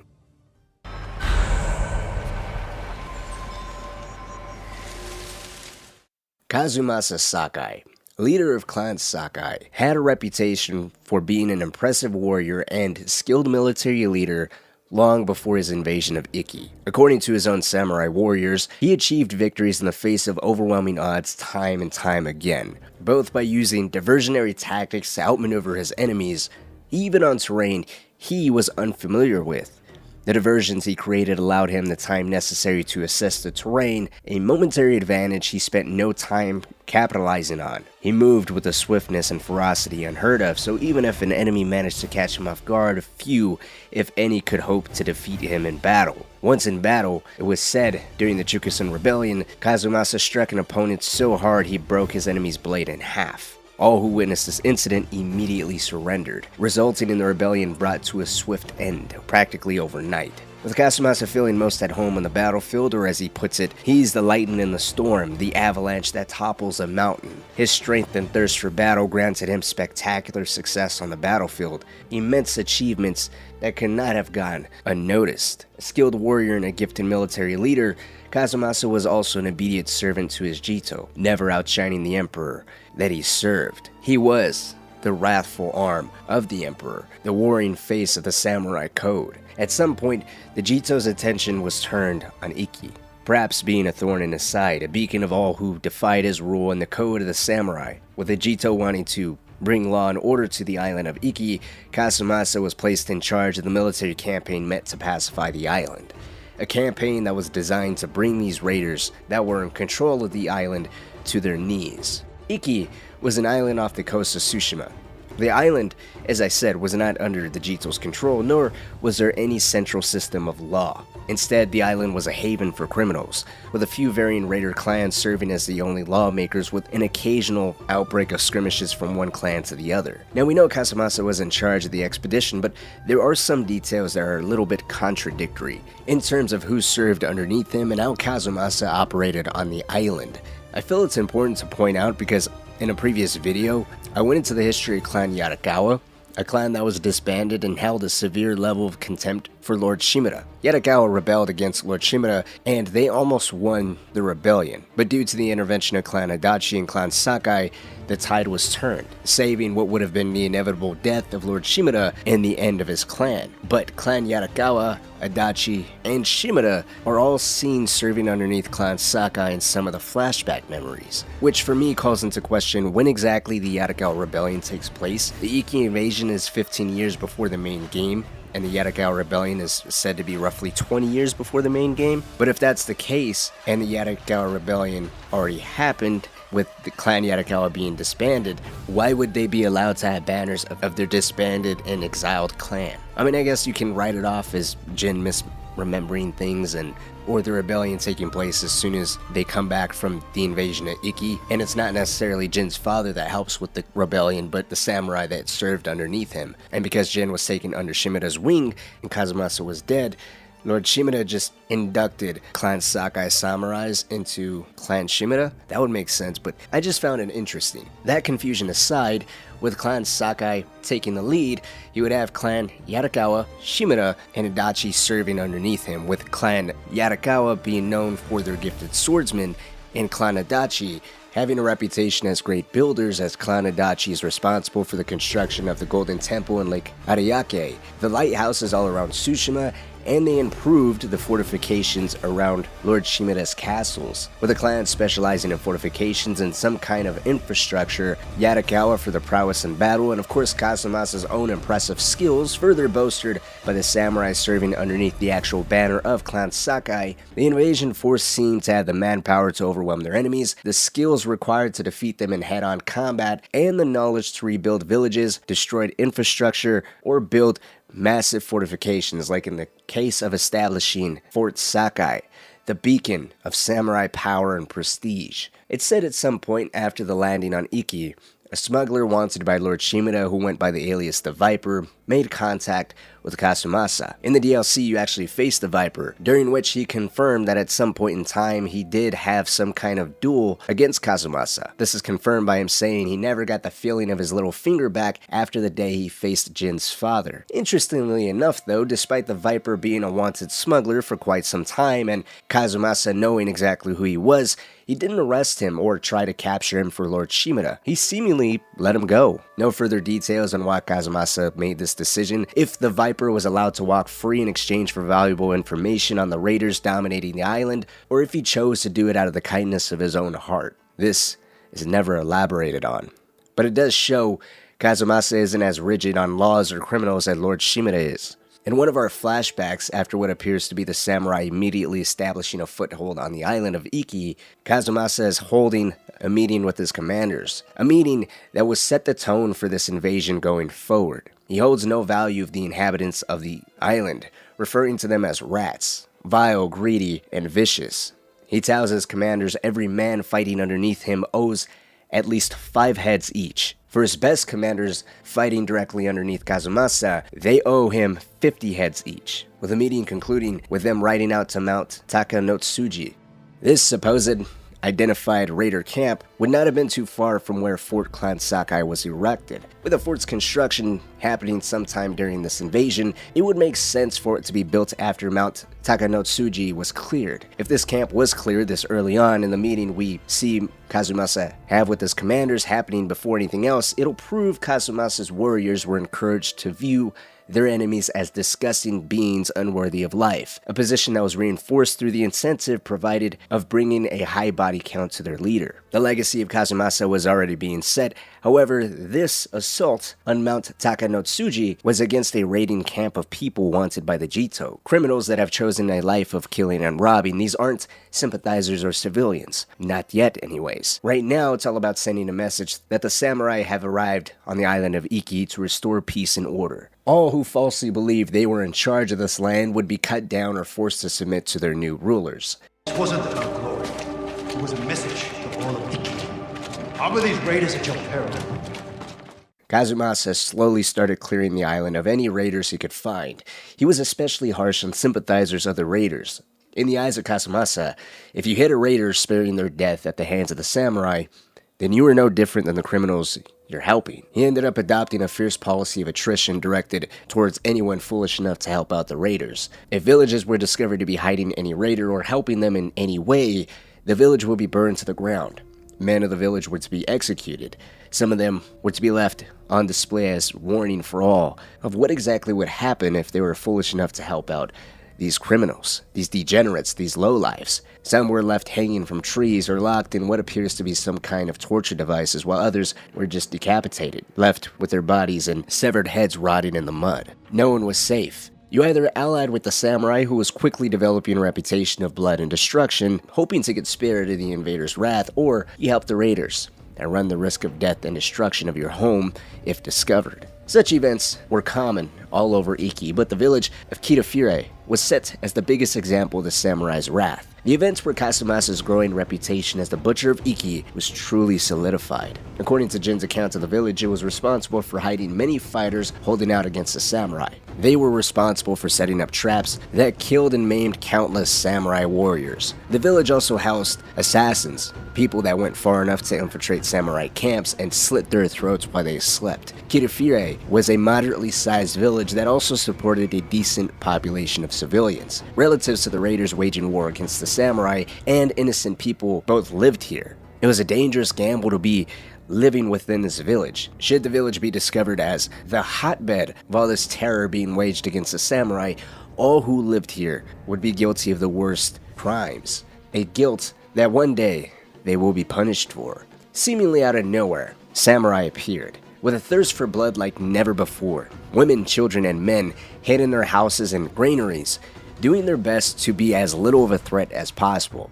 But this effort was futile. The samurai just lit the buildings on fire, forcing the occupants to run to the center of the village, hoping the retreat deeper into the village would grant some sort of protection, whether by way of numbers or maybe they can all unanimously surrender, granting some level of mercy. They were sadly mistaken. With the villagers' backs turned to the samurai, they were perfect targets for archers or swordsmen that were swift enough to catch them as they ran for their lives. These people did not have a chance for redemption. They were all responsible for crimes punishable by death. Death that was handed out indiscriminately to everyone that day. After the outskirts of the village was burned, the inner village was soon penetrated by the samurai. It doesn't sound as if the village really put up that much of a fight.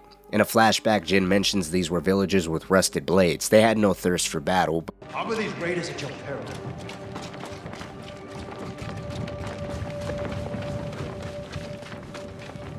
These weren't warriors. They were untrained villagers with rusted... Enough! I require a private word with my son.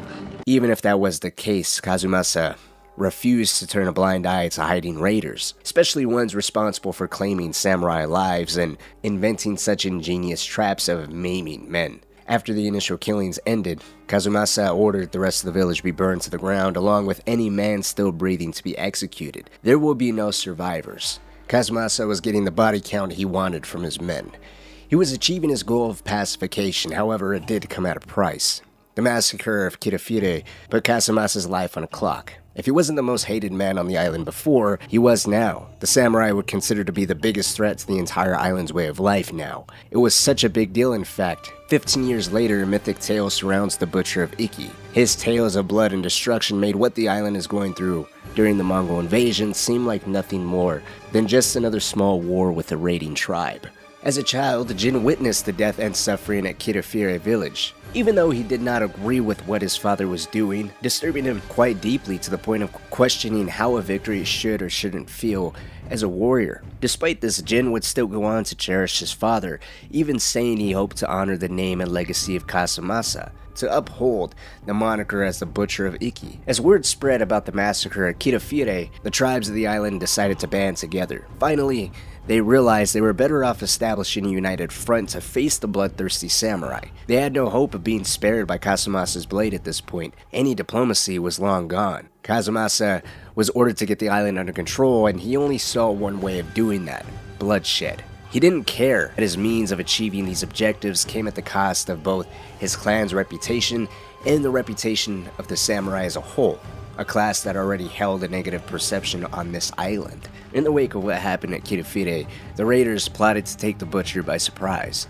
The exact details of how the plan was supposed to work out isn't known. During a mythic tale on the legacy of Kazumasa, the storyteller says the raiders focused on Jin, using him as a way to lure Kazumasa into a trap that was meant to be set up at Senjo Gorge. If true, it puts some of the events into a different perspective. Considering Jin was brought along by Kazumasa as a way for him and his son to bond, Kazumasa's cruel treatment of the natives and individual skirmishes proving his skills as a warrior, efforts of trying to kill him head-on would be futile, so his Achilles heel would actually be his son Jin. Kazumasa already viewed Jin as weak and more of a poet than a warrior. If his actions here on the island were making him more and more enemies by the day, if the raider camps were completely wiped out, you're still running the risk of leaving a population seething with hatred for all the torment and displacement caused, creating an environment that was dangerous for any samurai, especially one with a Sakai name. If Jin was the focus during the trap at Senjo Gorge, then on some level Kazumasa's death would technically be Jin's fault. But he's never heard saying that his father died saving him, nor does he hold any guilt over what happened at Senjo Gorge other than not standing up to the raider who gave his father the final blow. True or not, it is confirmed even after being caught off guard, Kazumasa was still able to strike down dozens of raiders, with the tide turning against him after his horse was killed, resulting in him twisting his ankle. With all fellow samurai killed, Jin and Kazumasa were forced to retreat deeper into Senjo Gorge. Unknown to the pair, as Kazumasa limped deeper into Senjo Gorge, he was walking into another trap. More raiders lay in wait for the butcher's arrival. Senjo Gorge would be the final place Kazumasa would live. The butcher of Iki here would succumb to his wounds and overwhelmed by the number of raiders. His myth and legend was no more. His death, however, didn't end all the suffering he was responsible for.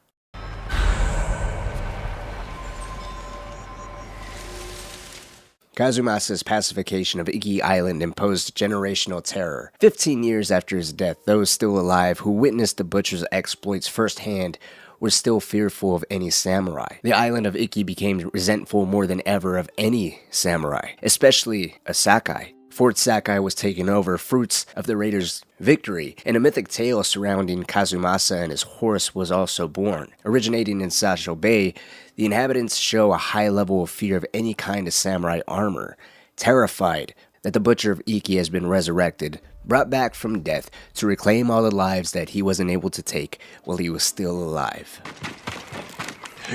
It's the Samurai Butcher, back from the dead! They fear my armor.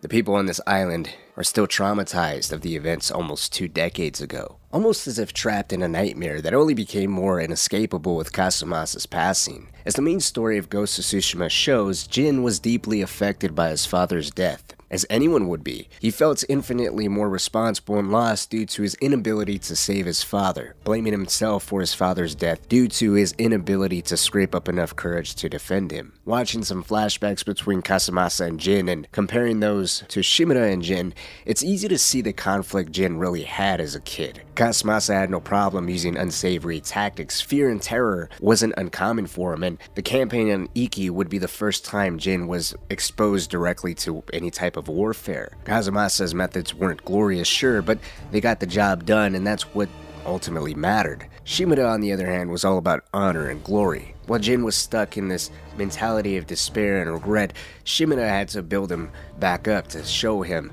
what it was to be a samurai in according to what a samurai was in Shimura's eyes. He raises and trains him to be honor-bound as he is. As Jin grows into adulthood, caught in the middle of the Mongol invasion, he makes the conscious decision to implement fear and terror as his father did. Useful weapons that ended up being the very reason such a deep rift developed between him and Shimura. Shimura was honor-bound, Kazumasa was bloodthirsty. Jin would end up being neither. He would go on to do what was necessary, no matter how terrifying that might be, but not if it came at the cost of the lives of innocent people. The honor of the clan, the honor of the Jito wasn't above the lives of common folk. He didn't follow the same path as either of these leaders. He carved his own way, and by learning how different Kazumasa was through the tale of Iki, it just brings up the question, would his father approve of him as the ghost, or would he also deem his son as a traitor, just as Shimura and the Jito did? You are my oldest friend, Ryzuo.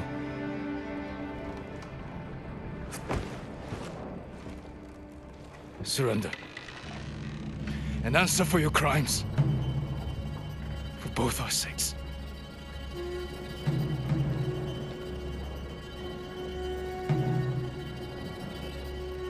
I can't.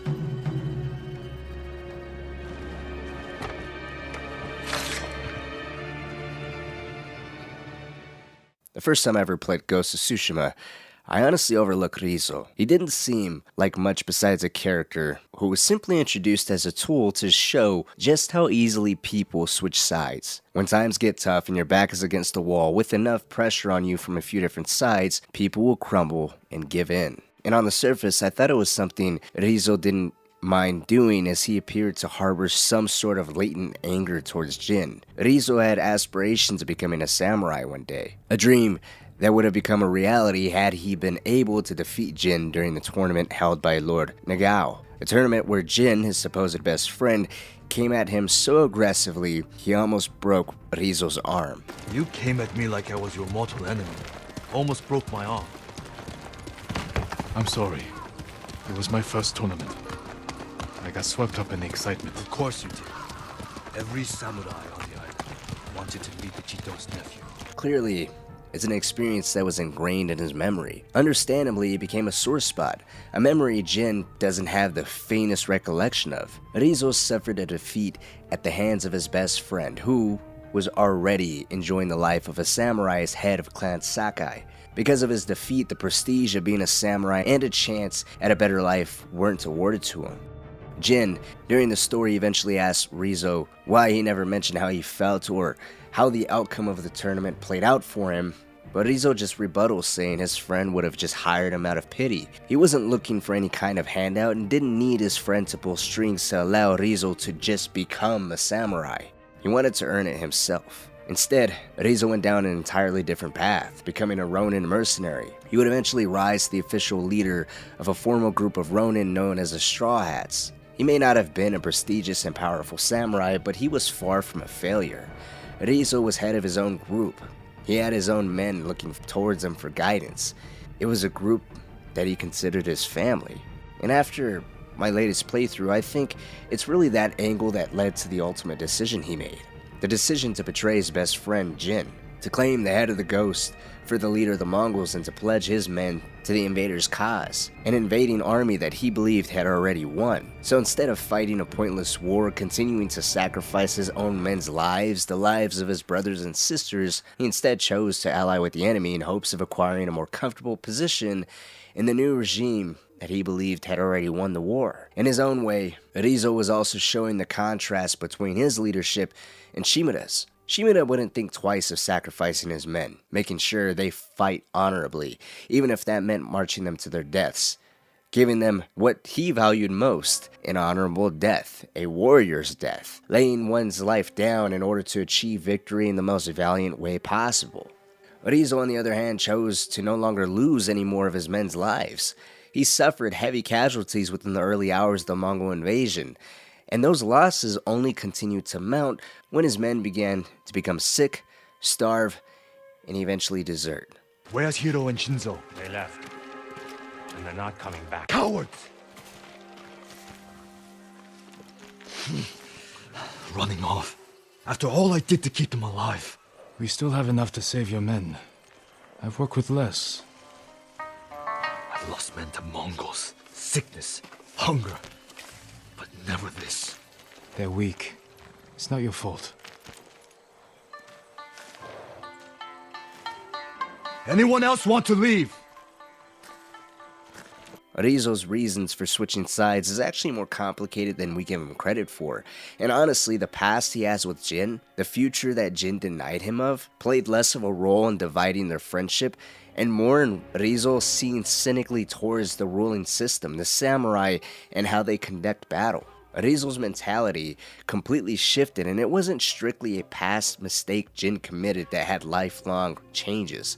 But Ryzuo's decision was also a clever move on the Khan, who played the would-be samurai like a fiddle. And I'm going to show you just how Ryzuo was really the Khan's ace in the hole, an ace who the developers put less of an emphasis on his past and friendship with Jin, which is already an interesting enough angle, but rather presented the ultimate question. Is it worth sacrificing countless of innocent people just to save those closest to you? While the intention was noble and he was possibly thinking of himself as a great leader putting his men's needs first, Ryzuo became horribly misled and went so far as to burn a man at a stake in order to just feed the small contingent of soldiers that was underneath him. And that's also to say that he was putting quite a lot of faith into an enemy that he had no leverage over. You promised food for my men. Earn it. In order to start this off properly, I want to begin with Ryzuo's friendship with Jin, as I believe it's an important piece of 3 parts that led to Ryzuo's decision to ally with the Mongols, albeit it may not be as significant as the other 2, but it would still be incredibly naive of me to deny this as a major point. Ryzuo says he didn't want to choose this life, it was the only option given to him on account of the outcome of the tournament, adding to the fact Jin faced him so ferociously and in front of many clan leaders he intended to impress, only for them to be met with a side of Ryzuo most likely being shocked, angered, and ultimately embarrassed by the competitiveness of Jin, who he most likely believed would have been the opposite, possibly expecting him to be so compassionate as to be a little more lenient in their duel. Not to the point of just rolling over, but something more akin to 2 brothers sparring rather than someone coming straight at him with the intention of actually drawing blood. In his first interaction with Jin, Ryzuo doesn't appear to be angry with him or harboring some deep-rooted malice. Sure, it may be as simple as a case of forgive but don't forget. We also can't ignore the fact that their friendship did suffer for quite a bit of time because of this perceived betrayal. They haven't seen each other since the tournament 2 years ago, but in the heat of the Mongol invasion, the 2 of them rekindle, only briefly, and fight back to back. Once the threat of the Mongols is eliminated here, they strike up a quick deal. The Straw Hats are starving. Jin promises them whatever they want so long as they help save Lord Shimura from the Khan's captivity. Ryzuo agrees so long as Jin acquires the food at Fort Ohira for the Straw Hats, and he also reminds Jin to remember who runs the Straw Hats.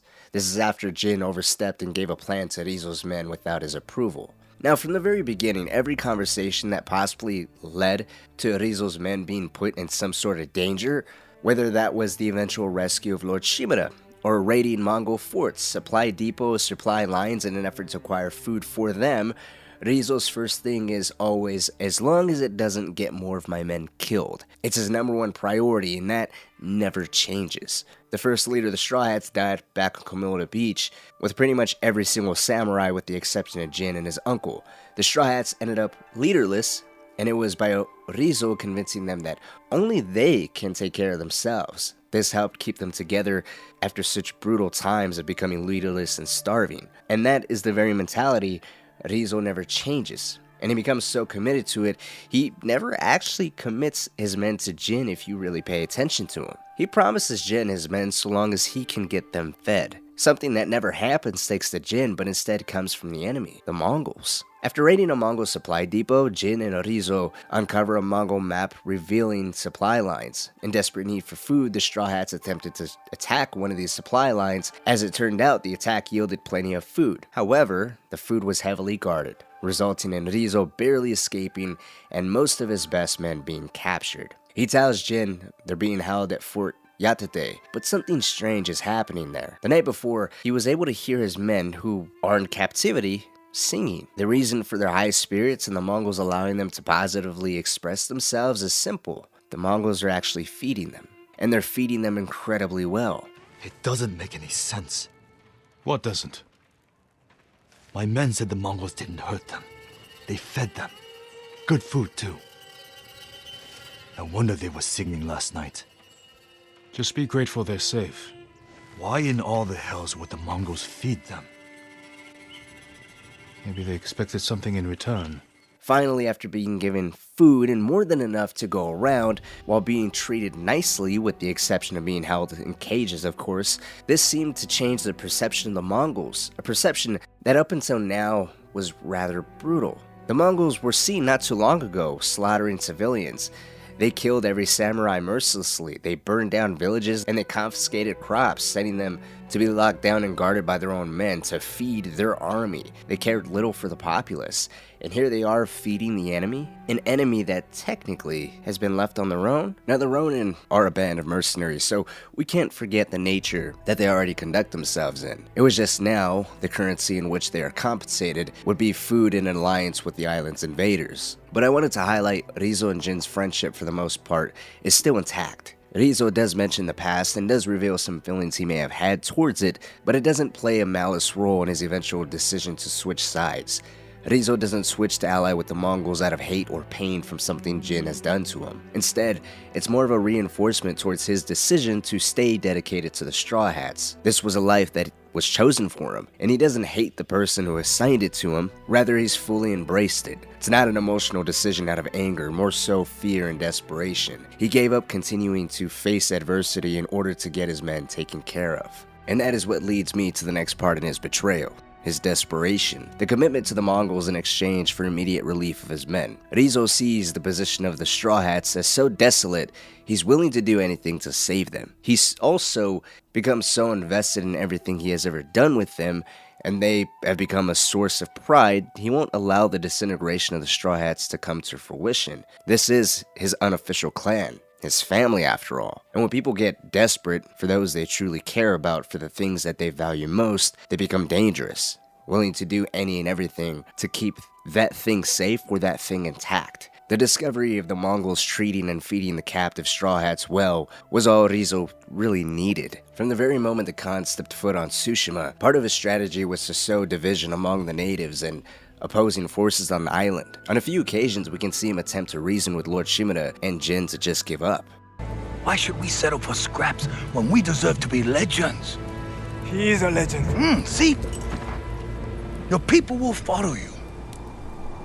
Join me and save them. Why continue to commit forces to a pointless war? Why send men to die when you already lost the war? The people of Tsushima will listen to you, submit, and there will be no more pointless bloodshed. For someone who was already accepting defeat and was trying his best to spare any more of his men from suffering, this was Ryzuo's olive branch. This was his opportunity to end the hardship, get his men fed, stop the fighting, and maybe end up somewhere comfortable, continuing to be in charge of the Straw Hats without the threat of war looming over their heads. All that was required of him was the head of the Ghost, his best friend. The first time Jin learns Ryzuo has switched sides and is waiting in the courtyard of Castle Kaneda for Jin is where we learn Ryzuo cares purely for his Straw Hats. So deeply, in fact, that he's willing to kill Jin. Leading up to the fight, Ryzuo likens taking Jin's head as no different than Jin sacrificing everything in order to save his uncle. He pulls the similarities of them willing to do whatever it takes to save their respective families. The ultimate goal. The Khan put a bounty on the Ghost. Anyone can claim it. You wouldn't. My men are starving, Jin. Help me save my uncle, and he will reward your men. He will make you samurai.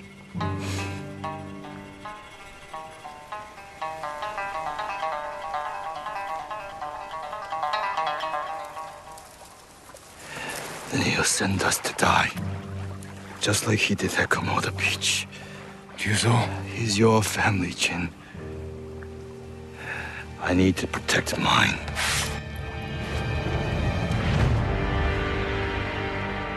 The duel ends with Ryzuo rejecting forgiveness from Jin, tells him the Mongols are in charge and now this is their island, and then he moves up north with them, plummeting deeper into the alliance by going so far as lighting a civilian on fire at the stake so the Mongols can take Castle Shimura without a fight. What's interesting about this is Ryzuo seems genuinely saddened and bothered by what he feels he needs to do. He doesn't appear to enjoy having to kill Jin. He doesn't revel in the death of civilians at his own hands. He doesn't seem to crawl and kiss the Khan's feet. Instead, it's almost as if he feels compelled to do these things that he outright just doesn't want to do, things that are so horrible for most it would cause a giant moral dilemma, but he just pushes it to the side, turning a giant blind eye to it, all just for some brief relief, just a small amount of food to keep his men held over. It's a comfort that honestly would never be awarded to him in at least a long-term sort of way, because he doesn't hold the same power Jin and Shimura had. Jin and Shimura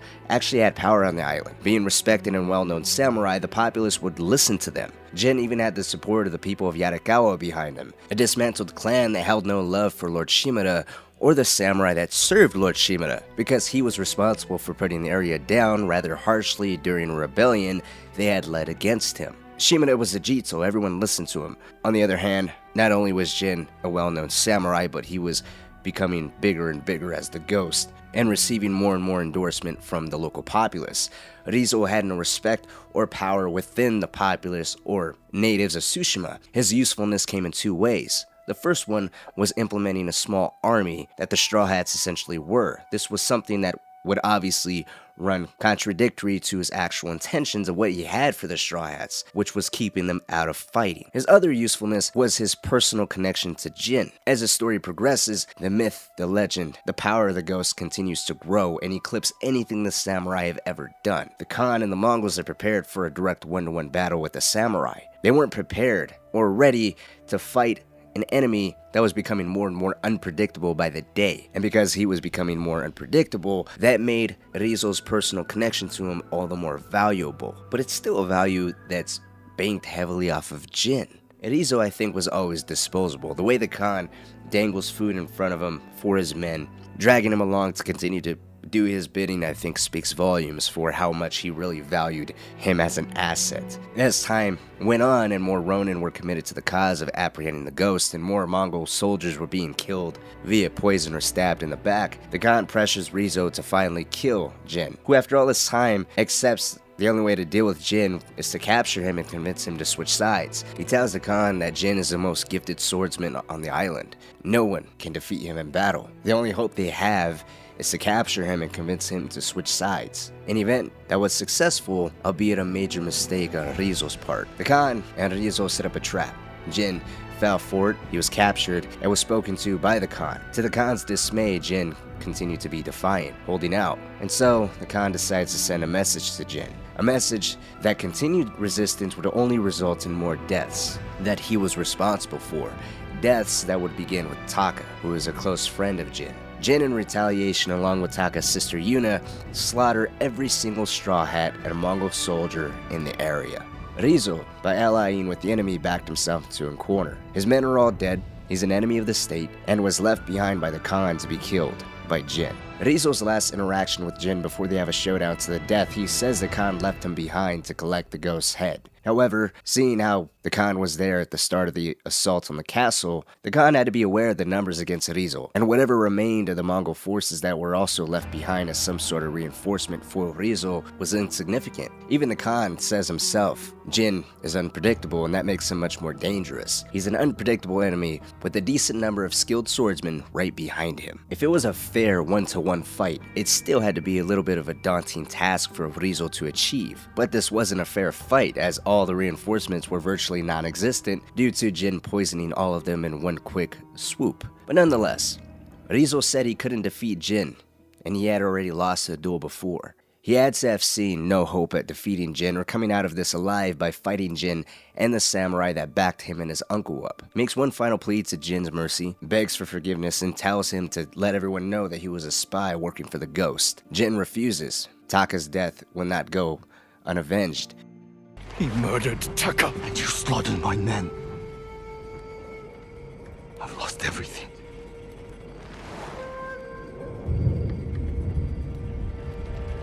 Except you.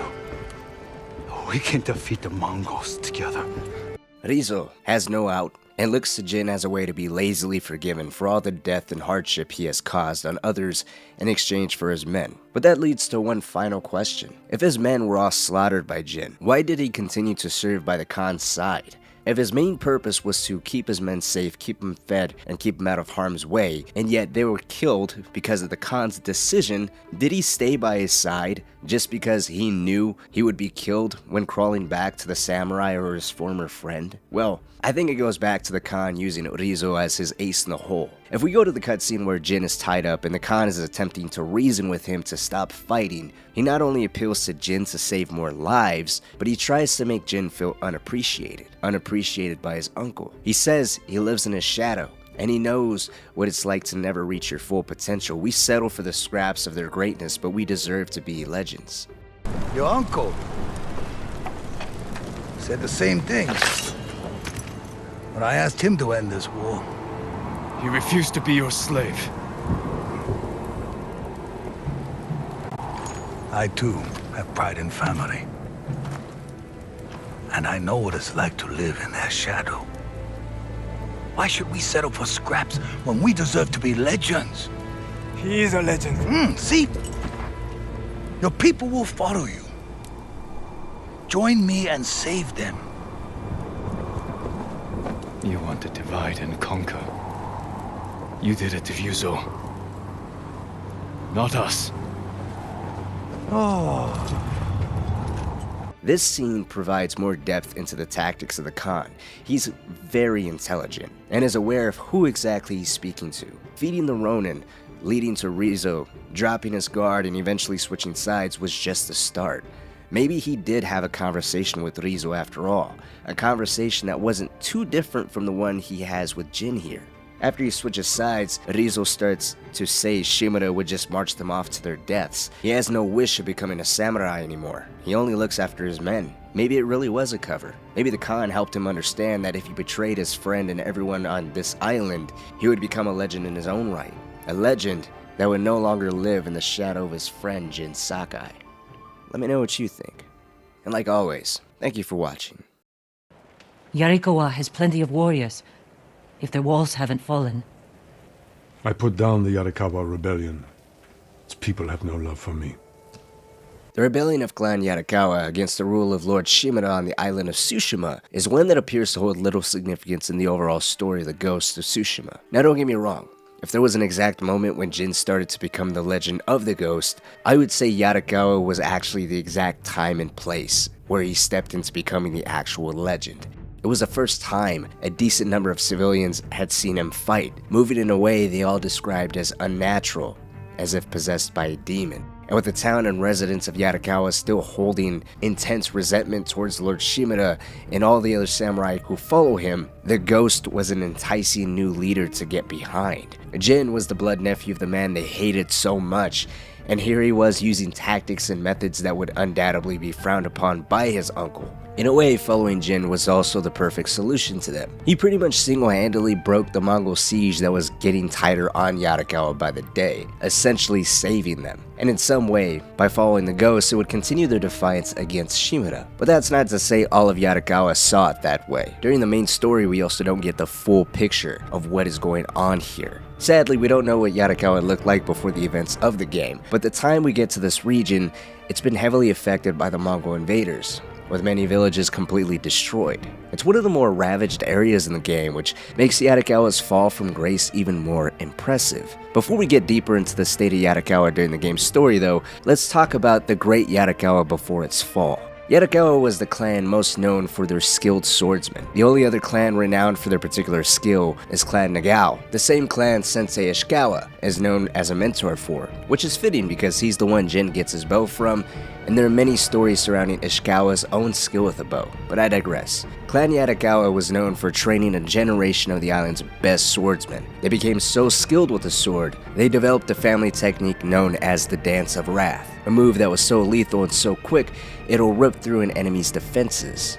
Lord Tokiyasu Yarikawa, the one ruling Clan Yarikawa at the time, became the best to ever use a single technique. With a clan of gifted swordsmen and a deadly secret technique under his sleeve, Lord Tokiyasu Yarikawa led a rebellion against Clan Shimura. This was still despite it being said Tokiyasu was beloved by everyone, including the people ruled by Lord Shimura. Regardless of all the love and praise though, Tokiyasu was resentful of Clan Shimura's power, and so began what was to be known as the Yarikawa Rebellion. Let's just say it was a rebellion that was less than honorable. During the main story, we seen Yarikawa was willing to send assassins to kill Lord Shimura in private when he least expected it, but that was just scratching the surface. A retainer of Clan Yarikawa was out slaughtering people indiscriminately, and was doing it so much so, he became to be known as the Butcher of Yarikawa. Tokiyasu's resentment of Shimura was so powerful it was felt through every single encounter between either side of the fight, hitting a point where Tokiyasu ended up killing Shimura's father and brothers. Clan Yarikawa had their sights on one thing only, taking control of the island and no longer living in the shadow of Clan Shimura, stopping at nothing and showing no mercy to anyone who stood in their way. And it honestly looked as if Yarikawa would become the dominant clan on the island, with Clan Shimura's defeat just a matter of time.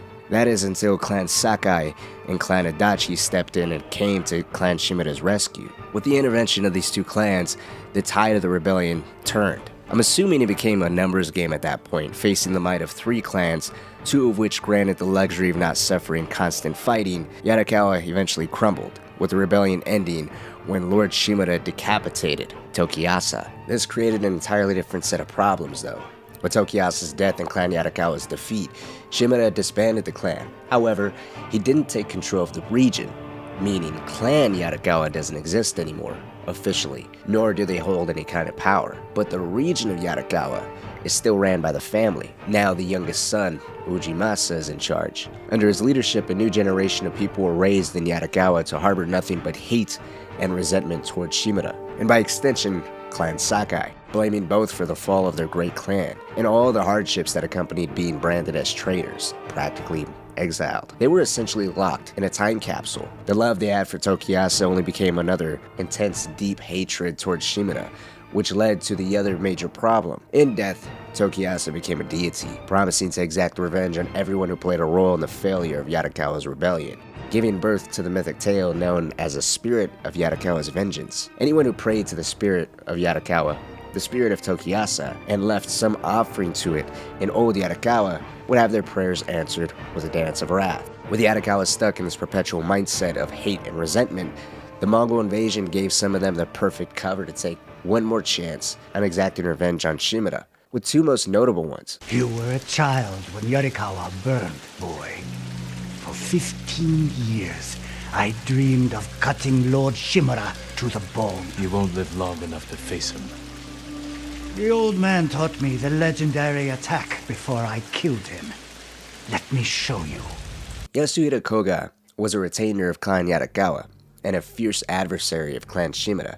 It's believed he left the island of Tsushima following Clan Yarikawa's defeat, as no one heard from him in the rebellion's aftermath. Once the Mongol invasion of Tsushima went underway though, it's that he returned with the Mongols, allying himself with the invaders and utilizing his new alliance as a way to retaliate at Shimura. Upon his return, Yasuhira went after the legendary technique known as the Heavenly Strike, another deadly sword technique, when described as being so fast, your eye couldn't follow it. Yasuhira was so determined to learn this technique, he would stop at nothing to acquire it. He began slaughtering local peasants in a fit of rage when a local musician refused to tell him where to seek the knowledge necessary for this technique, eventually taking an old man as a hostage and killing him once his uses for him was over. This was all just a small glimpse of what Yasuhira was up to during the rebellion of Yarikawa. This was how the Butcher of Yarikawa operated. In a very dark way, the life of the rebellion was still being kept alive through him, leaving a trail of bodies, showing exactly what happened to those who deny him what he wants. When Jin faces Yasuhira, you can hear the anger and hate in his voice, taunting Jin and promising he'll cut Lord Shimura to the bone. Unfortunately for him, even with the Heavenly Strike just learned, Jin swiftly defeated him in a duel, finally killing the Butcher of Yarikawa. Justice for all the people he killed was finally served. The other attempt was by the spirit of Yarikawa itself. Unlike Yasuhira, we don't exactly know who the warrior behind the spirit is, at least in terms of her name. All we do know is based off her skill with the sword and Jin coming across some old samurai gear in an abandoned house it's appeared the so-called spirit was living in. We do know she was a former samurai of Clan Yarikawa. Sometime during or after the defeat of Yarikawa, this old samurai decided to give her people of old Yarikawa hope beyond just an armor set and a blade. Masquerading as Tokuyasa's vengeance from beyond the grave, she would answer any prayer offering her people left the spirit. Anyone unfortunate enough to end up on that piece of paper left to the spirit would meet their unfortunate end at the hands of someone who knew the Dance of Wrath. Jin's name ended up on this piece of paper, showing the hate and resentment in the area was still strong. It also created a sense of confusion.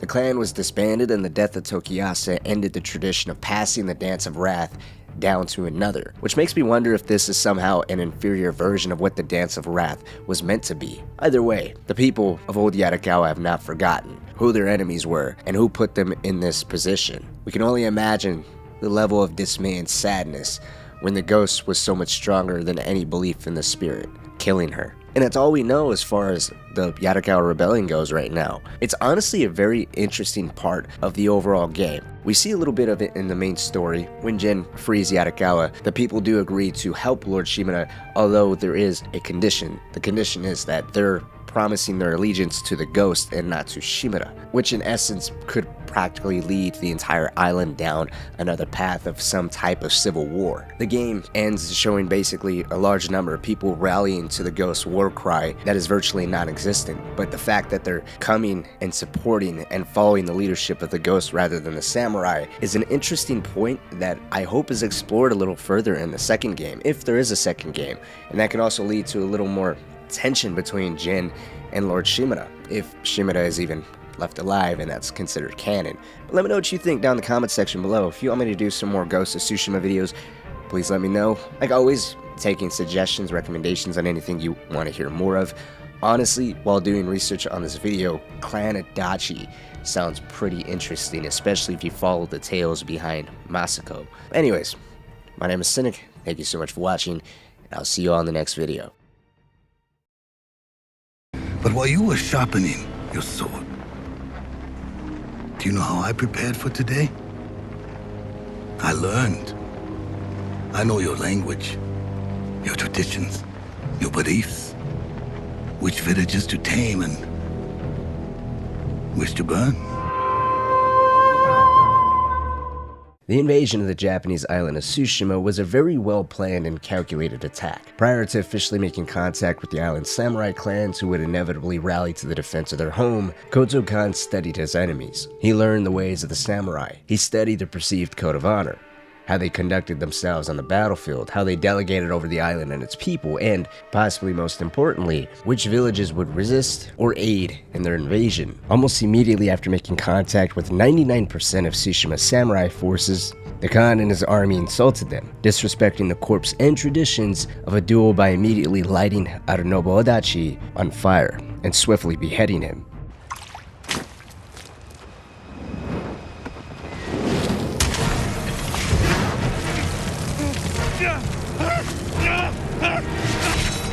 This would bait the samurai to charge down the hill, to defend their home and defend their honor, but this only resulted in a full-blown massacre. Every samurai was killed, entire clans were wiped out, and the island's leader, Lord Shimura, was captured. The island's defenses were non-existent after this initial battle, save for a few notable figures such as Lady Masako or Sensei Ishikawa, who are skilled warriors in their own right that missed out on the battle, as personal vendettas that had been brewing prior to the Mongol invasion finally exploded, demanding their primary focus over the Mongol invaders.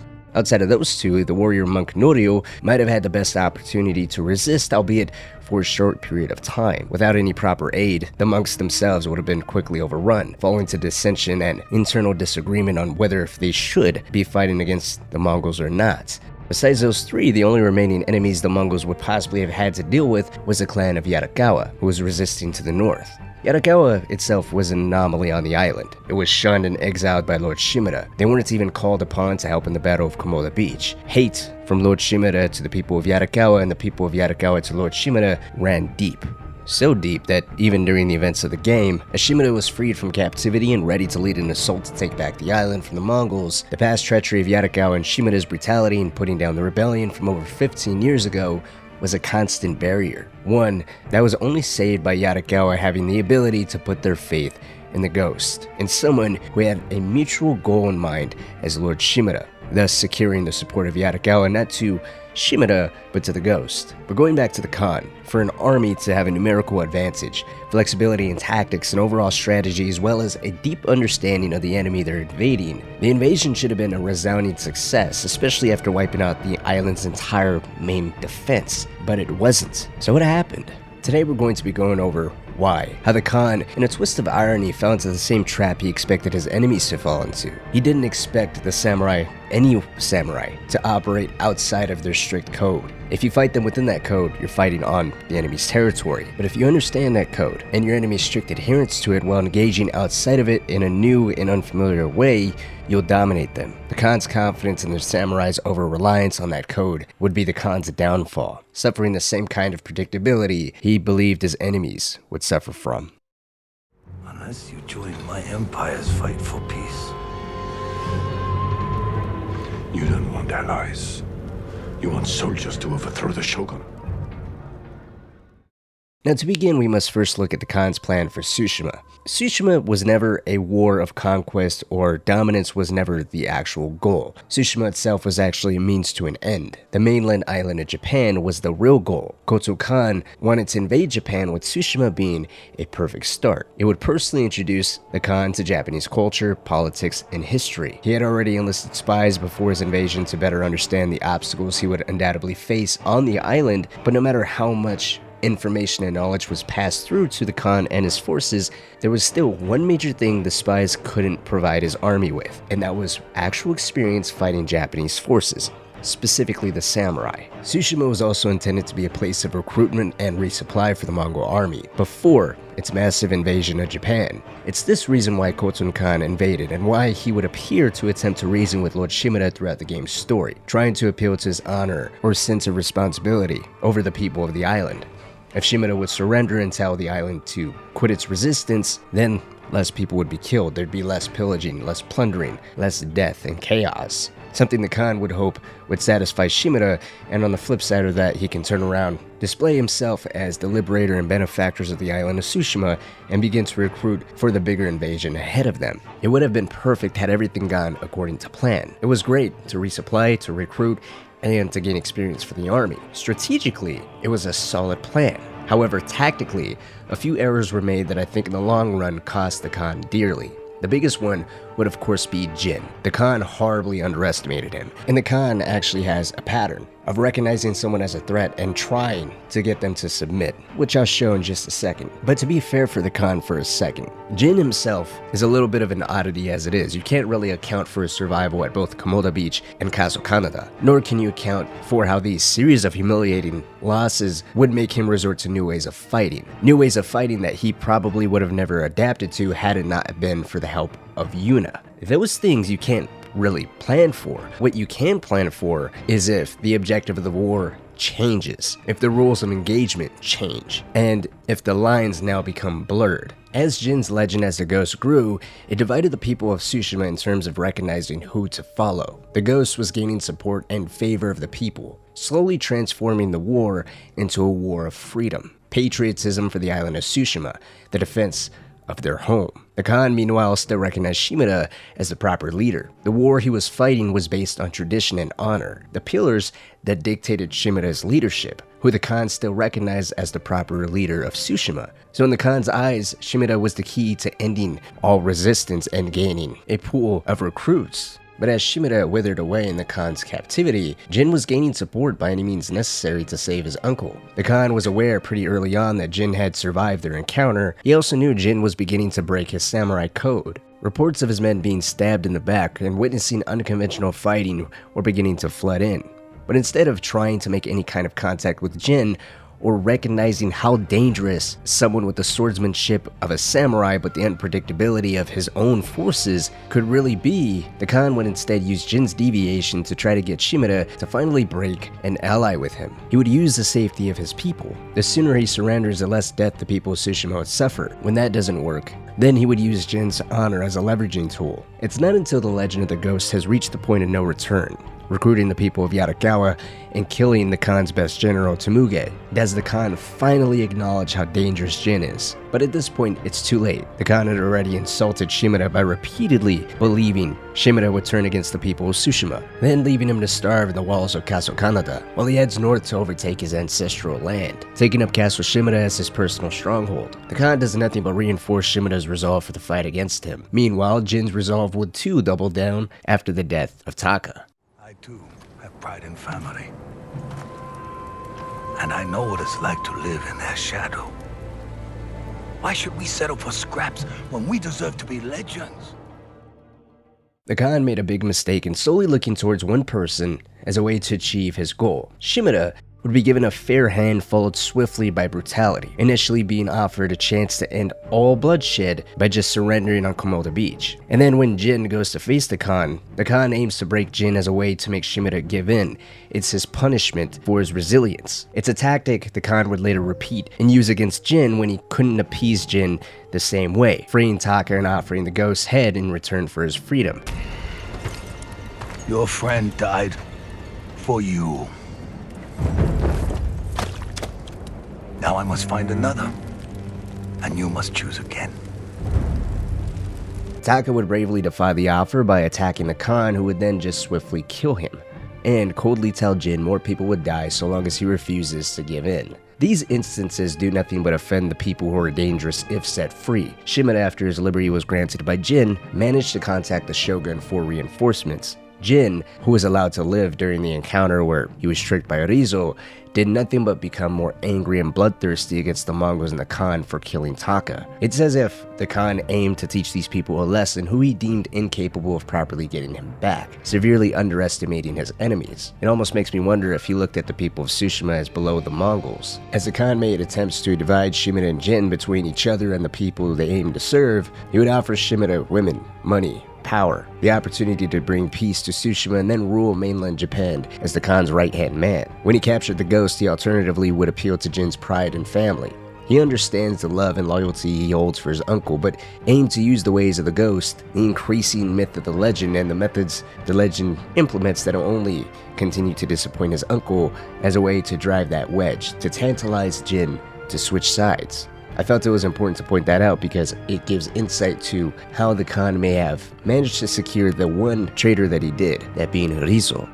Looking deeper into the Khan's efforts to appeal to both Jin and Shimura, Ryzuo's betrayal may actually be more complex than we really give it credit for, which I believe shows a great length the Khan's level of manipulation can really be if he understood the person he's dealing with and gave them the proper level of respect, perhaps even showing brutality a little later rather than immediately after his propositions were rejected. Now, Ryzuo's betrayal is often seen as the coward's way to securing supplies for his Ronin, a move that was scummy but at least valiant in terms of trying to save his own people, even if it came at the cost of the island as a whole. But if we look at what the Khan offered Shimura and Jin, catering to personal vices and ambitions, it would then make sense Ryzuo was offered much more than just supplies for his men. Perhaps a proper chance to right the wrong handed to him by his former friend Jin. During the game, Ryzuo often talks of the tournament with Jin a few years before the Mongol invasion that cost him the title of a samurai. He was rejected a better life. It would then make sense for the Khan to appease Ryzuo's desire for respect, honor, and the Ronin being its own samurai clan. It's plausible the personal slight he felt was another major motivating factor for him switching sides, masking it as the right thing to do for himself and for his men, who the Mongols initially fed quite well. When the Khan caught wind, the Ronin were allying with the Ghost, but the faction was in desperate need for supplies, he would soften up the resistance by breaking down their will to even fight. Why combat the army that treated them so handsomely when they're already winning the war? When most of Ryzuo's men were captured, the Mongols fed them, and they fed them some of the best food they've had in quite some time. It's a tactic the Khan would have been wise to use towards everyone on the island, and I think he would have found his biggest supporters in Yarikawa. The region hated Shimura. Even when the town was locked under a heavy siege by the Mongols, the people of Yarikawa would rather stick to themselves, risk total annihilation over allying with the Jito, universally improving the island and Yarikawa's conditions. It was a completely selfish mentality. I'd rather go down, but at least we'll go down with our noses held high against the Jito. Now, had the Mongols hit the area softer, learned the land's deep-seated hatred against Shimura, their history of being a highly respected samurai clan, breeding the island's best swordsmen, and even understanding the origins of the rebellion. It was a rebellion of jealousy after all. Lord Tokiyasu Yarikawa was jealous of Clan Shimura, and he wanted to rule Tsushima, making the clan of Yarikawa the dominant clan on the island with Tokiyasu as the new Jito. When the rebellion was put down, Yarikawa was disbanded as a samurai clan and the region was exiled, creating a generation of people who hated Shimura. If the Mongols recognized the uses of a disbanded and exiled samurai clan and leveraged their desire for revenge and ambition to be a once great samurai clan on the island of Tsushima once more, they would have gained a massive boost in local popularity and manpower, especially if the war was portrayed as suffering brought upon them by Shimura. With the Ronin and people of Yarikawa fighting behind the Mongols, the war would have become more of a civil war, where the Mongols oversaw the fighting and cunningly positioned themselves as saviors as they did with Ryzuo's men. Since this was never a war of dominance or conquest, rather a position to resupply, rearm, and ultimately prepare for the invasion of mainland Japan, going that route would have definitely bogged down the forces that were enemies of the Mongol Empire, essentially saving more Mongolian lives from perishing on the island of Tsushima and having the freedom to commit more of his own personal forces towards the mainland invasion, possibly even replacing any men he may have lost by recruits of Yarikawa or the Ronin. You promised food for my men. Earn it.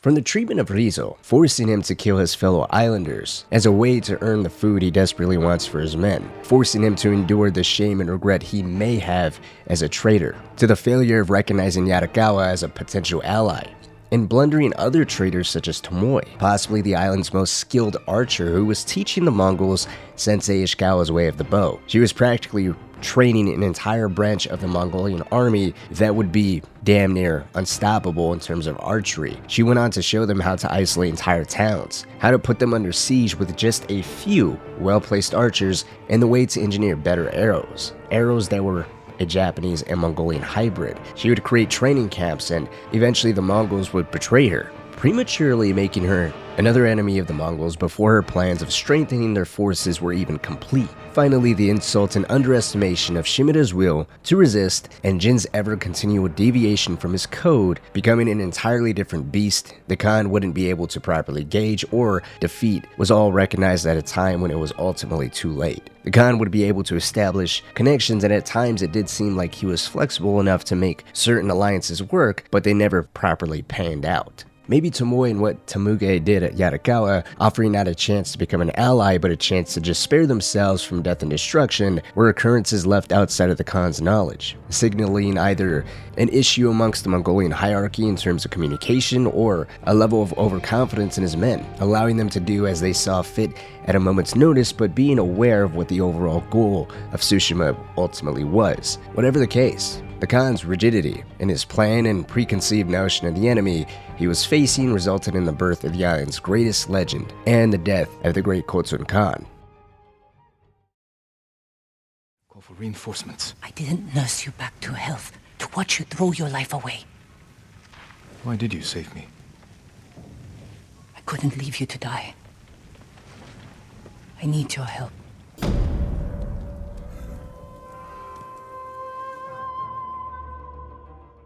When it comes to the story and the legend of the ghost, Yuna is arguably second to only Jin. If it wasn't for Jin actually being the embodiment of the ghost himself, Yuna would pretty much be single-handedly responsible for this deity. She was vital in so many ways of giving birth to the legend. Without a doubt, one of her biggest contributions would be saving Jin's life. There's no doubt he would be dead if it wasn't for her intervention, bravely using her knowledge of moving in the shadows, unseen from prying eyes, rescuing the samurai who was barely clinging on to life. While her act of bravery saved Jin from a graceful warrior's death, that's not to say it didn't come without any problems. Yuna would have to strip Jin of his samurai armor to even be able to carry him off the battlefield. And then there's the problem of actually acquiring the medication to save his life, something she would be able to get, but it would come at the cost of selling Jin's katana.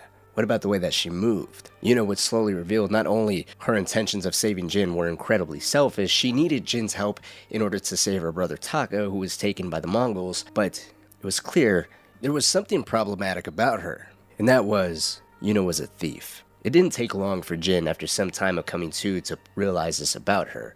She appeared to be well versed in scavenging battlefields, traversing over rooftops and striking as an assassin from the shadows. In the early hours of the game, the drastically different backgrounds between these two characters would be a point of contention. With this new second wind at life, granted to him by Yuna, Jin would still stubbornly cling to his code of honor, while Yuna was hesitant to risk Jin's life or waste any time that could possibly put her brother's life in more danger. The pair felt they were working against the clock. Jin needed the help of Yuna to rescue his uncle, who he believed was the key to turning this war around. Yuna, on the other hand, saw Jin as her ticket to save her brother Taka, and then she would secure a boat for mainland Japan, making sure her and her brother are far from the death and destruction of the Mongol war machine.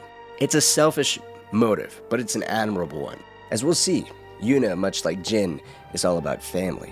And their drastically different backgrounds in the beginning might have been a sore spot between their relationship and partnership, but it would also become a source that'll cause a mutual understanding and a change of motive and loyalty between the two of them.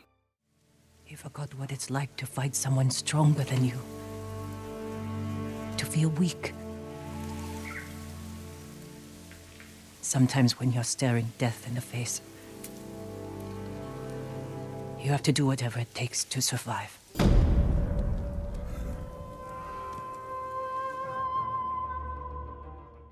The beginning of Yuna and Jin's relationship was born out of a mutual need. Yuna needed Jin's help in order to rescue her brother, while Jin was not only saved by Yuna, but she would become pivotal in introducing a new way of thinking. Yuna would offer Jin the way of a thief. Jin had already failed twice, acting in accordance with his code of honor, only resulting in every samurai getting wiped out on Komoda Beach and Jin being bested in one-on-one combat against Khotun Khan, who spent the better part of his preparation for the invasion of Tsushima by learning about his enemies. Jin would be playing perfectly into the Khan's hand if he continued to go down the only path he knew. Yuna would be right there to help him understand a new form of fighting, and it came at a perfect time. Jin's spirit was clearly broken when the Khan threw him over the side of the bridge, and while he might have been reluctant at first to make this transition, Yuna's new approach was the perfect way to fight this new enemy. As she put it, Jin forgot what it was like to be weak and to fight someone stronger than him. While the story of Jin's transformation highlights his personal battle of going against his instinct and redefining whether if his loyalty lies with the shogun and his code of honor or the people he swore to protect, Yuna from the start was already a bit of a complex character. And there's many influences from the very beginning you can see her introduce that towards the end of the game would be fundamental in Jin's planning and preparation once he accepts the identity of being the ghost. For instance, during the third mission, the Warrior's Code, Jin does learn how to hone in his hearing, how to focus it, identify where enemies are, move in the shadows, and of course, open one's throat without him ever being seen. However, the mission before that, Yuna was already proposing distractions. To cause the distractions, that way the two of them can infiltrate Kasukanada and free Lord Shimura without ever being seen.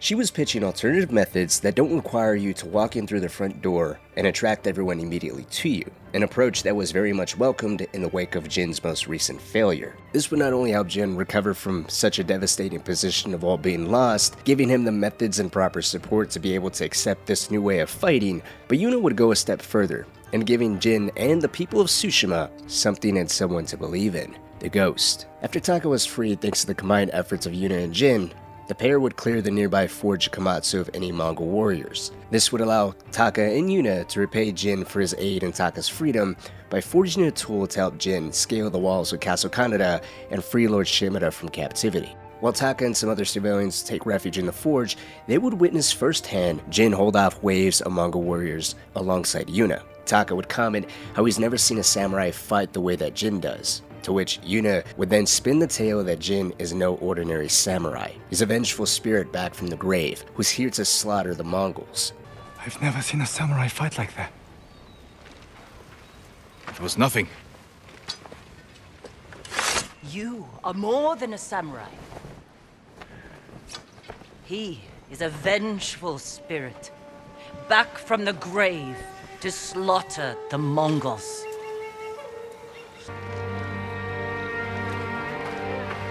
Vengeful spirit? I think they liked it.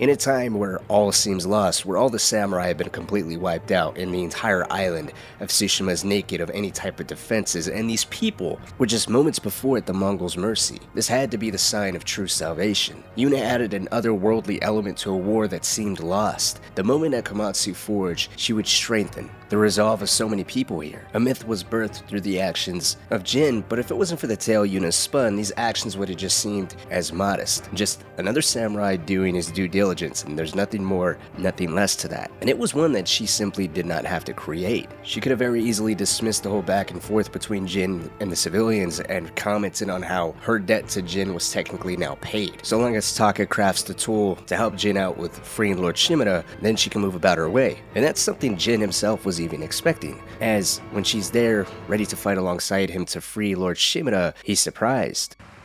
You're still here? Disappointed? I thought you'd leave as soon as I had my grappling hook. Try to find a way to the mainland. As tempting as that sounds, you saved Taka's life. My debt's not paid until your uncle's free. I'm glad to hear it. Now, to be fair, she does explicitly say that the fight and survival of Tsushima is not her battle. Her home is wherever Taka goes, and it's not their war. Her priority is to keep Taka safe. She aims to go to the mainland Japan. She doesn't care about what happens with Tsushima. So on the one hand, Jin being so surprised doesn't make sense. She specifically said, this ain't her fight. But at the same time, if we fast forward a little bit to Lord Shimura's perception of Yuna, before he even meets her. He talks about how she's a thief, she can't be trusted, she has no stake in their victory, and only cares about her reward. Minus the fact that Shimura might have a little extra feelings added to that, considering he was hearing of Jin's exploits and deviation from his code, so he definitely perceived Yuna as the one corrupting and pervading Jin from the correct way to conduct himself. But if we disregard that temporarily and just look at his words on how she's strictly a thief, she's only focused in her reward. Everything leading up to the freedom of Lord Shimura does play exactly into that preconceived notion. She rescued Jin explicitly to help her save her brother. She didn't want to risk his life because that could cost her the opportunity to save her brother. She even says once he's freed, she has no stake in this battle. This is not her fight. And at the same time, she's teaching Jin all these unsavory ways of engaging in battle. Assassinations, sneaking in the shadows, distractions, using terror as a weapon is perfectly fine. But it's not until she shocks Jin by arriving at Castle Kaneda and saying she's sticking to her word. She's promised Jin that she would help free Lord Shimura. While Taka's paid his debt and delivered a tool to make that goal much more attainable, Lord Shimura himself has yet to see daylight. It's a testament to her actual character. She's still loyal. She has her own quote-unquote code of honor and values her word. She did promise him, and that's something that can't be taken away by her being labeled a thief and resorting to actions and doing things that she must do that she said herself had to be done in order for her to be able to survive. Actions and a way of living that she admitted herself she's not entirely proud of. But you do what you gotta do to survive, to guarantee those around you, those who look up to you, are taken care of. Yuna, ever since she was little, did everything that she did, from stealing, scavenging, making deals, or seemingly just looking out for herself, were really all done to secure a better life for her brother Taka. Well, she would use these methods to secure a better life, just going day to day, stuck in her unsavory ways. Jin would later translate these same methods onto the battlefield. Where Yuna did this for her only family Taka, Jin would do basically the same thing for the freedom of his only family, Lord Shimura. Once that was achieved, he would then go on to utilize these methods to free all of Tsushima. You've seen what the Mongols are doing here. Lord Shimura can stop them. Stay. Help us fight for a home. Home is wherever Taka and I go.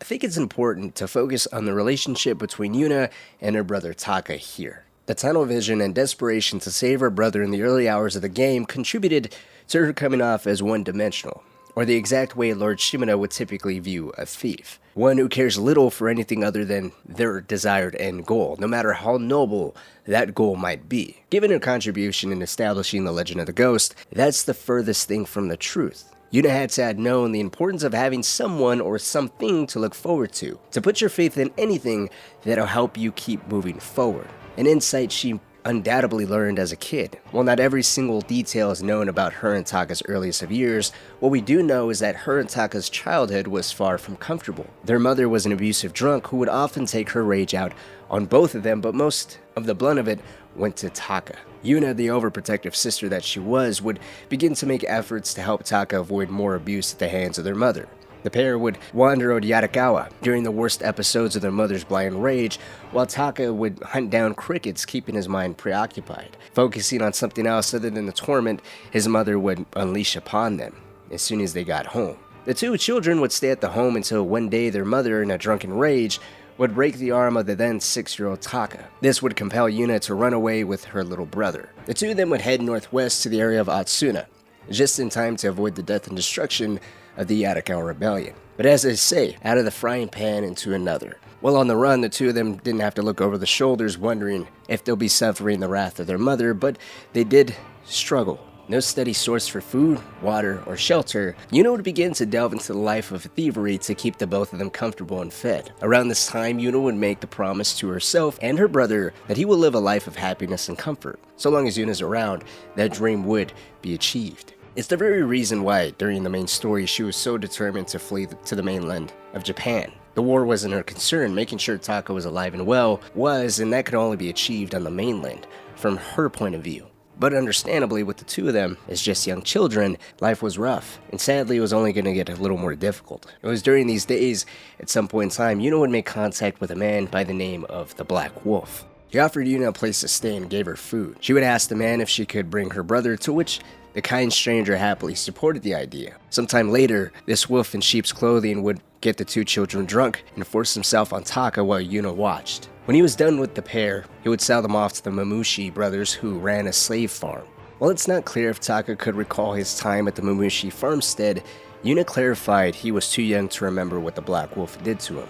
It's sad and disgusting to say the least that this poor boy had to endure such a traumatic event, but Yuna would vividly remember everything. She would grow to be filled with unbearable pain and regret for what the Black Wolf did, an action she brought her brother to as she was the one who met and trusted the man. What happened during the time as slaves on the Mamushi farmstead is never elaborated on in detail, but whatever went on there would leave Yuna scarred to the point that even their burning desire to see the Mamushi brothers suffer agonizing fates for their actions, she couldn't muster the strength to see the inside of the farmstead's walls. Now clearly, her and Taka would eventually manage to pull off a miracle and escape somehow, an achievement few, if any, were able to pull off. As a matter of fact, Ichi, an innkeeper who was also a slave on the Mamushi farmstead, made a pact with Taka and Yuna. The three were meant to escape together until Ichi tripped, causing her to be recaptured and punished for her escape attempt while Yuna and Taka fled without turning back. This darker side of the history of both Taka and Yuna are only kept to Yuna's side stories, further deepening the already overprotective nature Yuna was displaying. That was kicked into overdrive during her time in Yarikawa, when she was tasked with aiding Jin in raising the people of Yarikawa to fight for Lord Shimura. Even if we take away the deeper knowledge of the side tales, Taka's desire to be more useful to the ghost, a person and a myth that he fully supported, did raise a little bit of a problem between him and his sister and even the siblings and Jin. Taka had an intense desire to be more hands-on, to be able to display the courage and bravery Jin and his sister were able to. He may have been a gifted blacksmith that engineered arguably Jin's most valuable tool, and he did create the ghost attire to further mystify his friend, but it wasn't enough of a commitment to the cause in his own eyes. Taka's yearning for commitment to the cause would be the very reason why he would unfortunately be killed by Khan, a death that'll strip Yuna of her only family left save for Jin. It would also take away her one and only reason to leave, while giving her a new reason to stay and fight, to honor the memory of her brother and continue to support the myth that she gave the island, that her brother wholeheartedly believed in, and gave his life for, trying to show the support and overall faith that he had in the ghost. Taka's death would shatter Yuna's future, just as Jin's decision to own and claim himself as the ghost would blow Shimura's hope for the future of his clan to a million pieces. In a way, with Taka gone, the paths Lord Shimura and Jin decided to go down, taking them in separate directions, would lead to Yuna not just being Jin's main ally, but she would become Jin's only family, and Jin being Yuna's only remaining family as well. It still hurts, thinking about Taka. The smell of smoke in his hair. His quiet laugh. The hell he'd give me for drinking too much. My whole life, he was part of me. And now, I'm alone. You're not alone. You have me.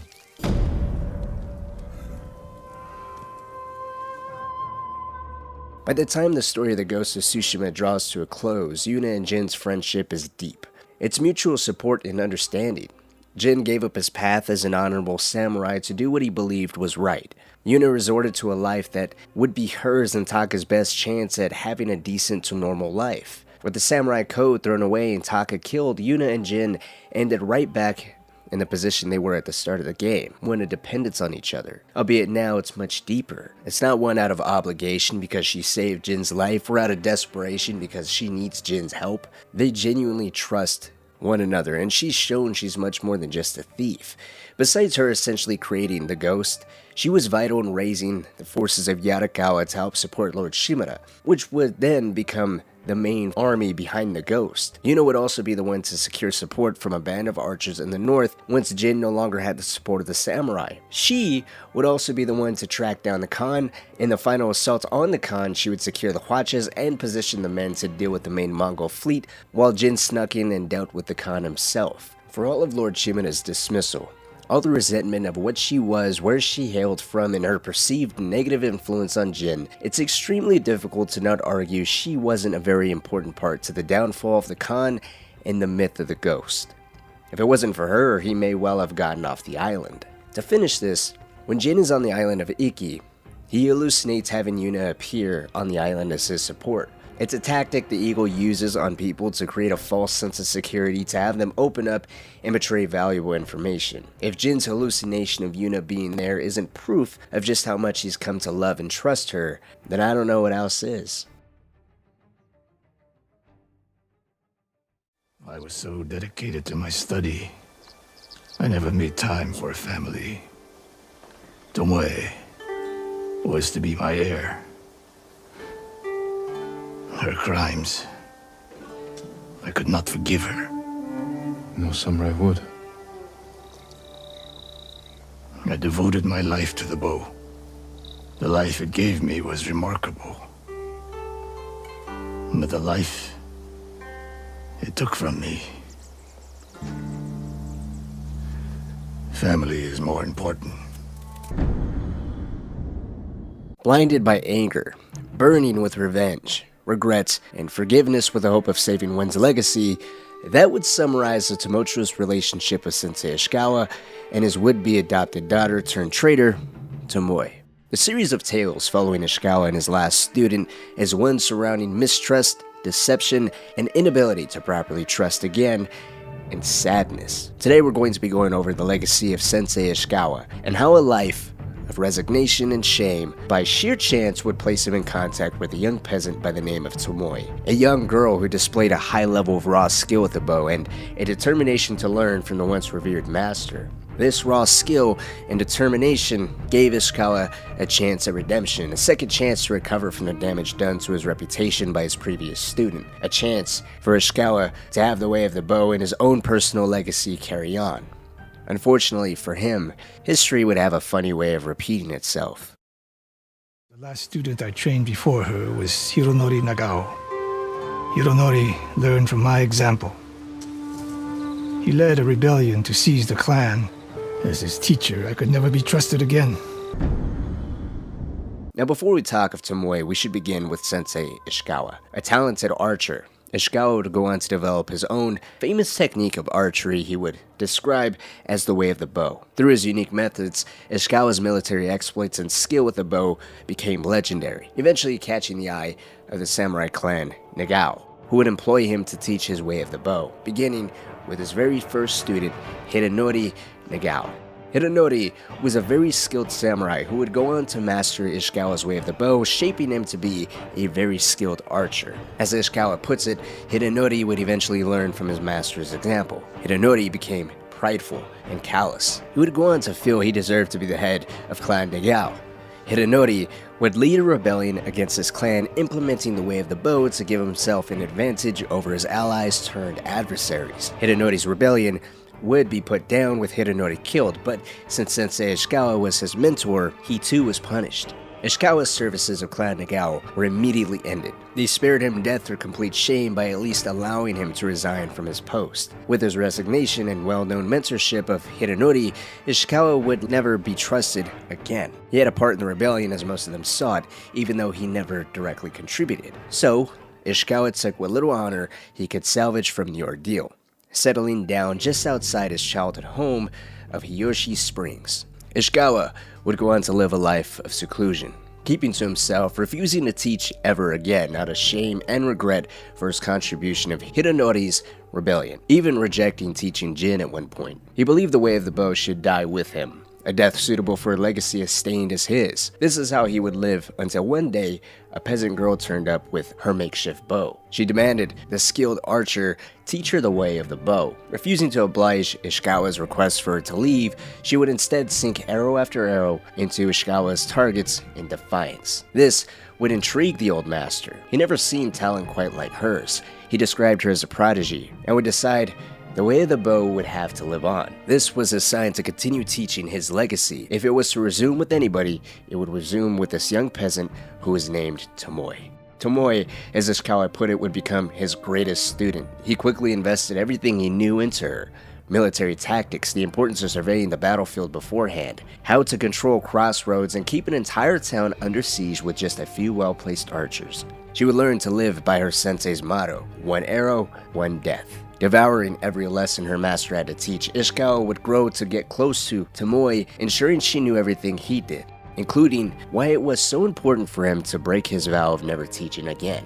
his past with Clan Nagao, and his reason for living in seclusion near Hiyoshi Springs were all unveiled to his new student, a past and a secret that he heavily guarded. As time continued, Ishikawa would not only completely trust Tomoe, but would develop a father-like relationship with her. He was slowly teaching her the values of being a proper samurai, values he expected her to uphold when the greatest blessing she could possibly receive was being prepared to be official, the adoption of Tomoe as Sensei Ishikawa's daughter, a continuation of not just his legacy and his teachings, but of his family. It seemed only natural as Tomoe was the only person that he was investing all his time, energy, and knowledge into, so it seemed like the appropriate jump. Until the dagger of betrayal was unsheathed.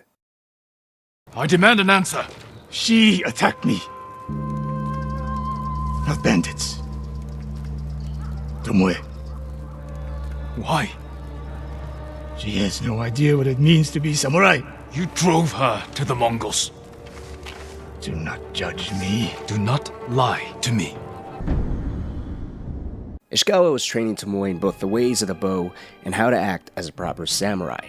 With her already a so-called prodigy in archery, he would find much more difficulty in making progress in shaping her as a proper samurai. Tomoe had a number of bad habits and tendencies one would normally not find it so easy to ignore, such as hoarding food or keeping a hidden blade up her sleeve. However, his desire for a family became so intense, Ishikawa would willingly ignore these signs, among a few others. He continued with her training until one day, he discovered the ultimate betrayal. Tomoe was using what she learned from Ishikawa to help a band of assassins. Ishikawa, being a dutiful samurai, decided to treat Tomoe no differently than a common assassin. He retaliated and attacked his former student, who in turn would defend herself. As luck would have it, this family dispute would occur as the Mongols were invading Tsushima, preventing Sensei Ishikawa or his prodigy to lend some help to their fellow samurais on Komodo Beach. This would start the hunt of Tomoe. What's interesting is at the start of Ishikawa's hunts for Tomoe, he spoke very highly of her.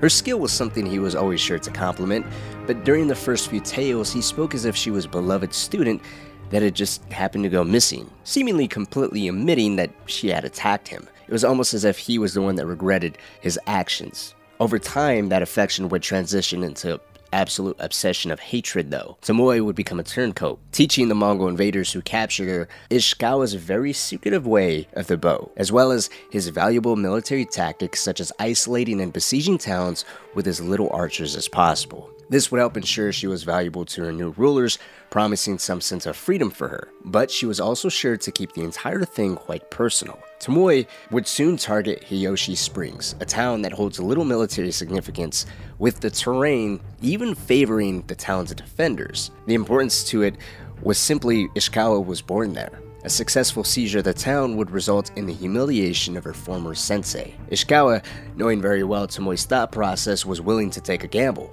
Let the town fall to the Mongols, and in the hour of victory, Tomoe would lower her guard, allowing them to take her down. Now this might be a telling sign that Ishikawa is more than willing to do whatever he deems necessary to achieve the ultimate goal. It's very clear that he sees Tomoe as a giant threat, and he's more than willing to sacrifice a number of civilians in order to successfully neutralize that threat. This is also the very beginning of him allowing this personal vendetta between the two of them intensify. Later, Ishikawa would become so hell-bent on tracking his former student down that he would allow himself to become surrounded by a number of Mongols who catch him off guard, something Jin would be quick to scold him for, saying that he's very astute and alert, but when it comes to her, he makes very dangerous mistakes. They had you surrounded.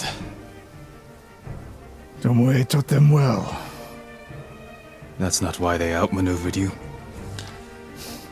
If you have an insight, share it.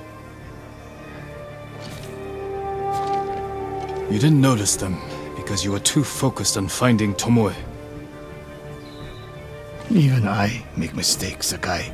No, you don't. Except with her. She clouds his judgment. He would allow his former student to utilize his own secrets against him, Tomoe would mock Ishikawa's past with Hironori, a sign of bitterness at her sensei's perceived betrayal, at attempting to kill her for her aid with assassins. She would eventually tell Jin to watch his own back, as Ishikawa may intend to kill him as well. Ishikawa, on the other hand, was growing to see Tomoe as more and more of a monster, a repeat of his mistake with Hironori all those years ago, a mistake that he never fully recovered from to begin with. Now Tomoe was reminding him of that mistake, one that was 100 times worse with Tomoe. Peasants were being slaughtered, shot in the back. Hundreds of Mongol warriors were taught the way of the bow. Hybrid Japanese and Mongol arrows would soon be crafted. Severed heads would be used for target practice. Strung up bodies of dead samurais would also be used for target practice, with them even starting to attack caravans, leaving behind notes claiming these were the deeds of the ghost and the demon sensei. She was doing everything in her power to cause as much death and destruction as possible, with Jin and Ishikawa appearing to be the ones responsible. As she continued down this path, Ishikawa would begin to show more resistance towards Jin. Now initially he was reluctant to even teach Jin the way of the bow, a resistance that came with the reminder to Jin that Ishikawa has already raised a killer and a monster with Hironori and Tomoe. He refuses to raise a third. As he was beginning to look at the way Jin moved on the battlefield, he would criticize his movement as less samurai and more in line with a thief. Jin would remark that he would do anything necessary to defeat the enemy, at which point Ishikawa is quick to remind him of his duties as a samurai. As the story progresses and the legend of the ghost increases around the island, Ishikawa's obsession with Tomoe would also begin to grow, with the two hitting a crossroad that I think is important to the evolution of not just their relationship dynamic, but their individual characteristics. I think the actual conversation is better than I could ever explain it, so I'll just play it. But do keep in mind that it does show how flexible even Ishikawa is, and how his mentality begins to become consumed with the thought of bringing down the monster that he is responsible for raising. You expect us to be perfect. Your uncle, me, Masako Adachi. But only a child expects perfection of his elders. Finish your thought, Sensei. We all carry weapons. We all choose between life and death. And you're too comfortable with that power. And if I weren't, I would be dead. And so would you, Ghost. Not everyone can be a samurai. But we're all killers. From a dutiful samurai to acknowledging none of them are perfect, Jin would be a fool to think otherwise. It's refreshing. It's the moment where I would say Ishikawa is the most honest with himself and with Jin. He's aware this threat he has created with Tomoe is consuming him, an obsession very likely driven with anger far beyond just the betrayal of teaching the enemy his way, of just mocking him. Those are immensely significant in their own right. Don't mistake me from downplaying that. But let's not forget, Ishikawa wanted a family. In a way, no different than what Shimura wanted with Jin. Tomoe technically costed his future. And this is a person that's been dwelling and suffering from his past for so long that he might have banked so much on his future that with it ripped away from him, that's all he can really look forward to. She was a proper heir. Just as Shimura, Ishikawa devoted his life to what he knew best. It granted him and Shimura success and honor, but came at the cost of what Ishikawa would go on to realize was most important to him. In the final tale, Tomoe arranges Ishikawa and Jin to meet with her.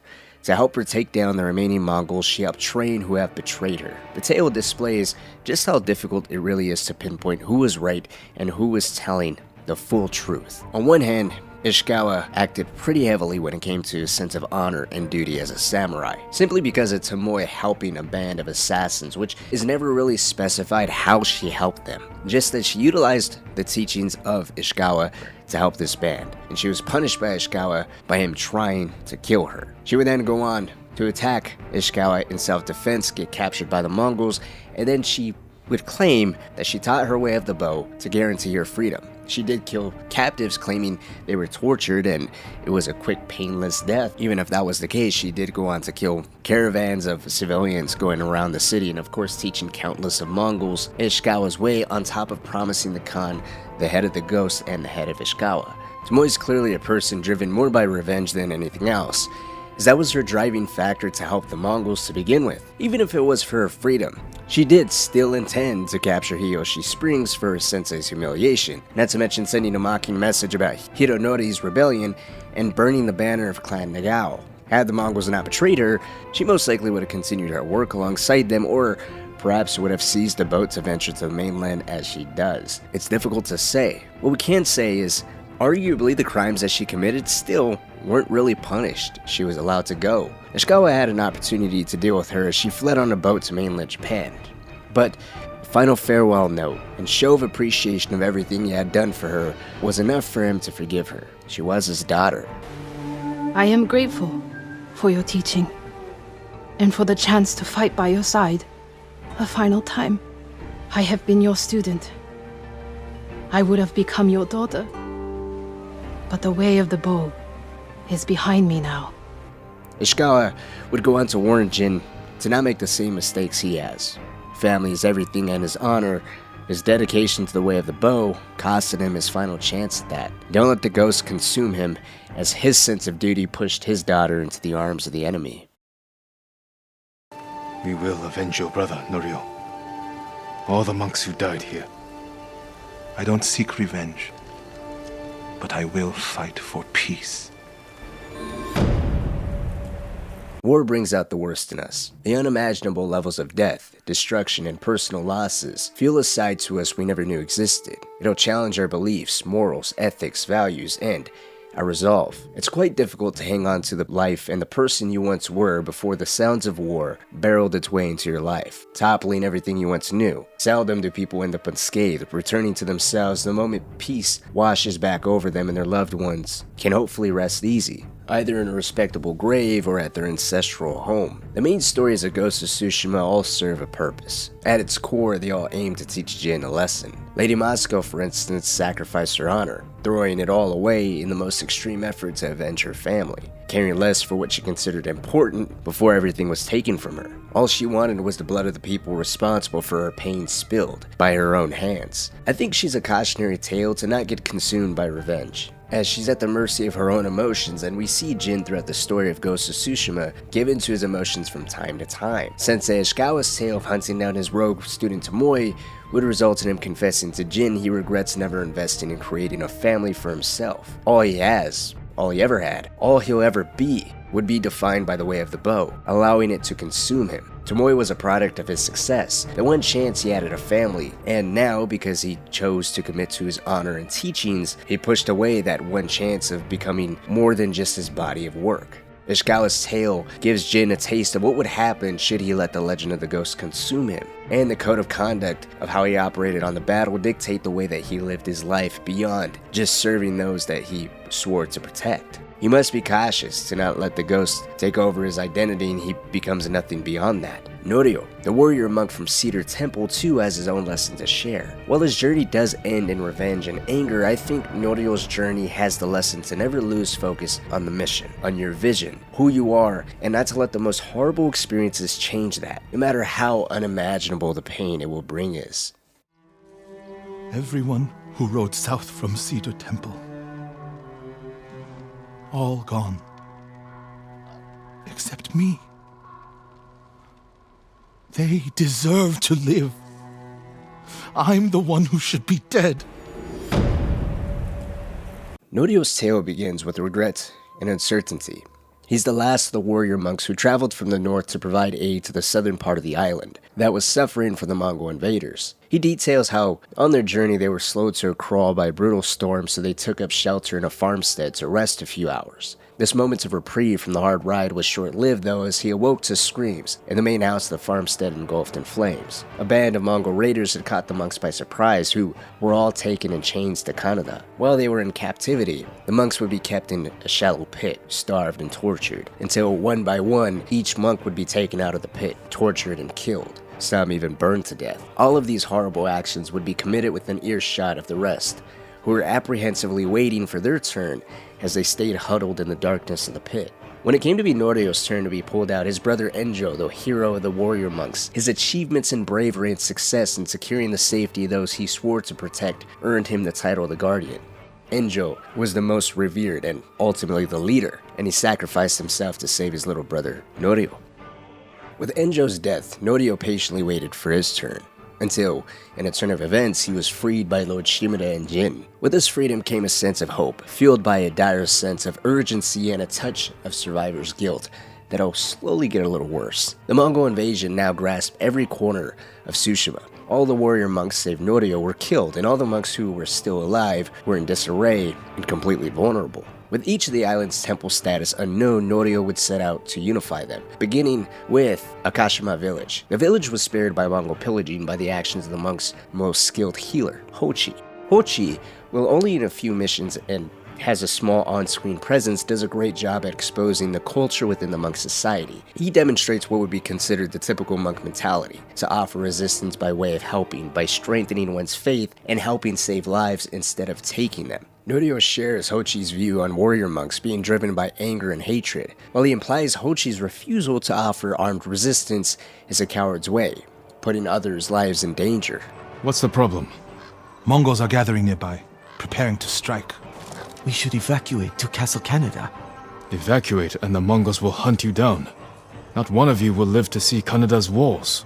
But we won't have blood on our hands. Go tell the village your plan for them, Hochi. I'd like to see that. While I wish Hochi was kept around a bit longer to continue to explore the opposing mentalities here, his death is undeniably a significant one for Norio. After Jin and Norio decide it's best to stand their ground and fight whatever Mongol patrols are thrown at Akashima village, a lone Mongol warrior manages to sneak up on Norio, nearly killing him. But in the ultimate sacrifice, Hochi would throw himself in way of the blow, saving Norio's life. This valiant effort would intensify a gnawing feeling Norio's already been having, and that's survivor's guilt. While he and Jin sit at the burning pyre of Hochi's body, Norio would lament how he should be dead. He's the last warrior monk. Everyone he rode with to the south of Tsushima is all dead. They all suffered a fate he should have been subjected to. But because of his brother, he was spared. Now, thanks to Hochi's sacrifice, he was spared yet again. Hochi's death comes right after Norio had just opened up to Jin about not having an optimistic view for the future. Since his brother Enjo's now gone, everything he envisioned before the war isn't so clear anymore. His path and his belief system in the monastery, the idea of settling down, having a family, having his kids grow old with Enjo's children, is a dream that was all ripped away from him, but at the same time he feels a sense of responsibility. He has a debt to pay to Enjo and the rest of the monks who sacrificed their lives in this godforsaken war. His hope for the future and belief system suffered a major blow with his brother's death, but the intense feeling of grief and loss is only overpowered through the feeling of having to live for the people who gave up their lives. Hochi now joined those ranks. Jin, as he does with Lady Masako, would speak of the events at Komoda Beach and relate to Norio's feelings of questioning why it was he who had to survive, and not just allow it to go the way of his fallen brothers. Jin's conversations with Norio appear to be much more vulnerable in nature, rather than just trying to get the other person to understand that they're not the only ones who suffered loss. Jin and so many others understand their pain, but they must rise above it and be better. With Norio, it's more of a kindred spirit. Jin does make some similarities between the monks and the samurai. He even likens the abbot's last sutra to a samurai's death poem, rallying all the monks to the defense of Kushi Temple, reinforcing what they believe as well as being humble enough to recognize anyone can follow their teachings.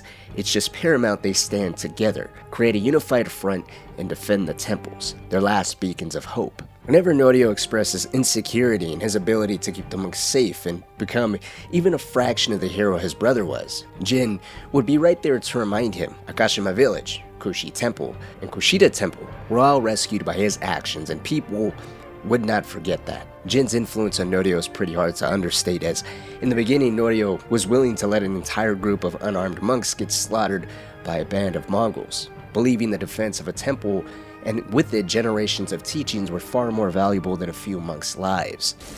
I can't! The Buddha! The Abbot's Sutra! Are they worth more than the monks' lives? I can't save them alone. Centuries of learning reside in this temple. I can't let it burn. But you'll let the monks burn. I will die for this temple. Do what you have to.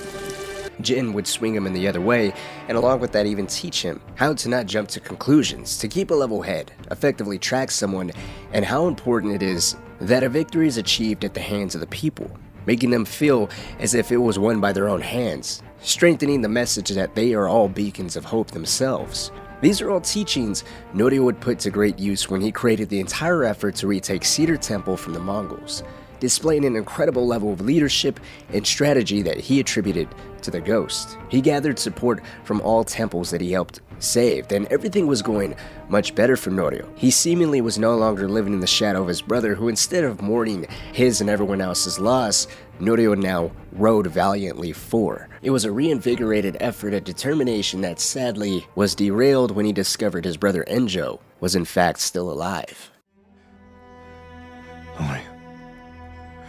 I held on to see you.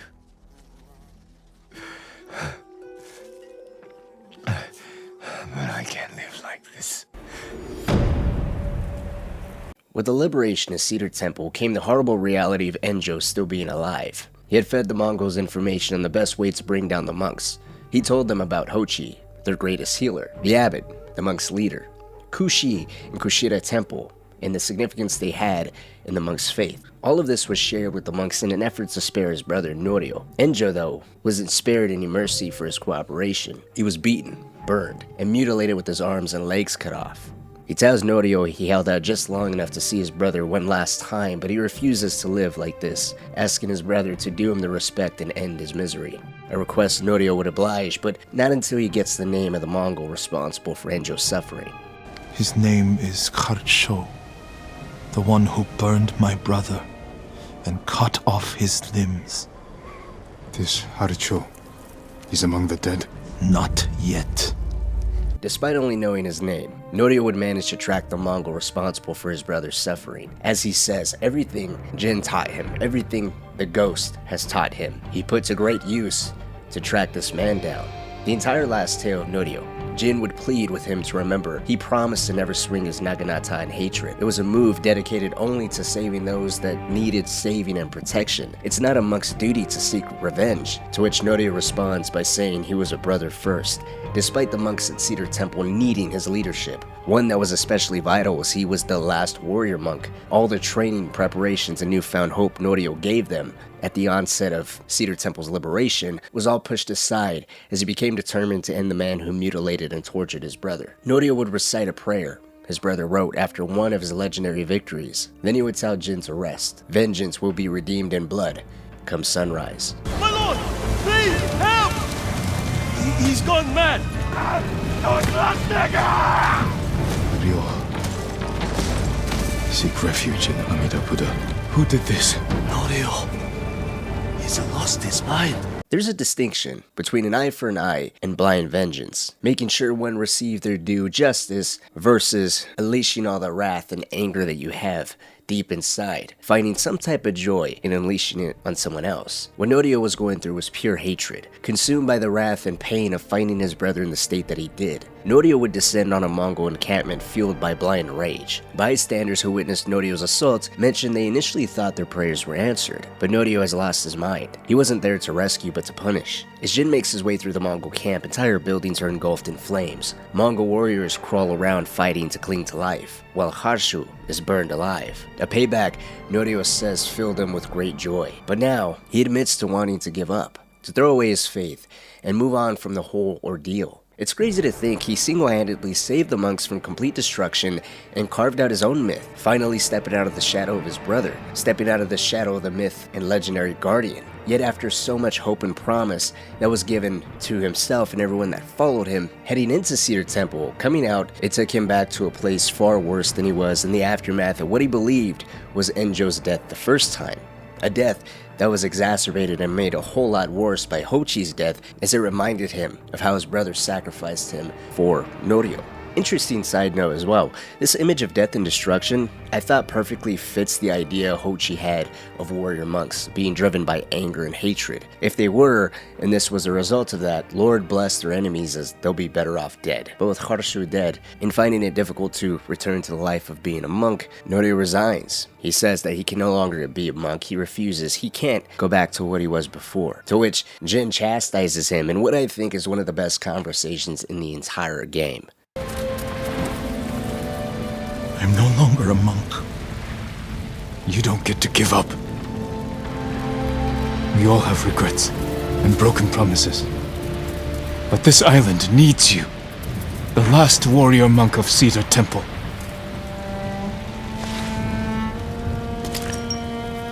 I can't go back to what I was before this. I'm not asking you to go back. I'm asking you to keep your faith and move forward. Thank you, Jin. I'll see you at Cedar Temple. I never mourned my family. I've tried to honor them, meditate on treasured memories, but she consumes them. Even now, I have nothing left.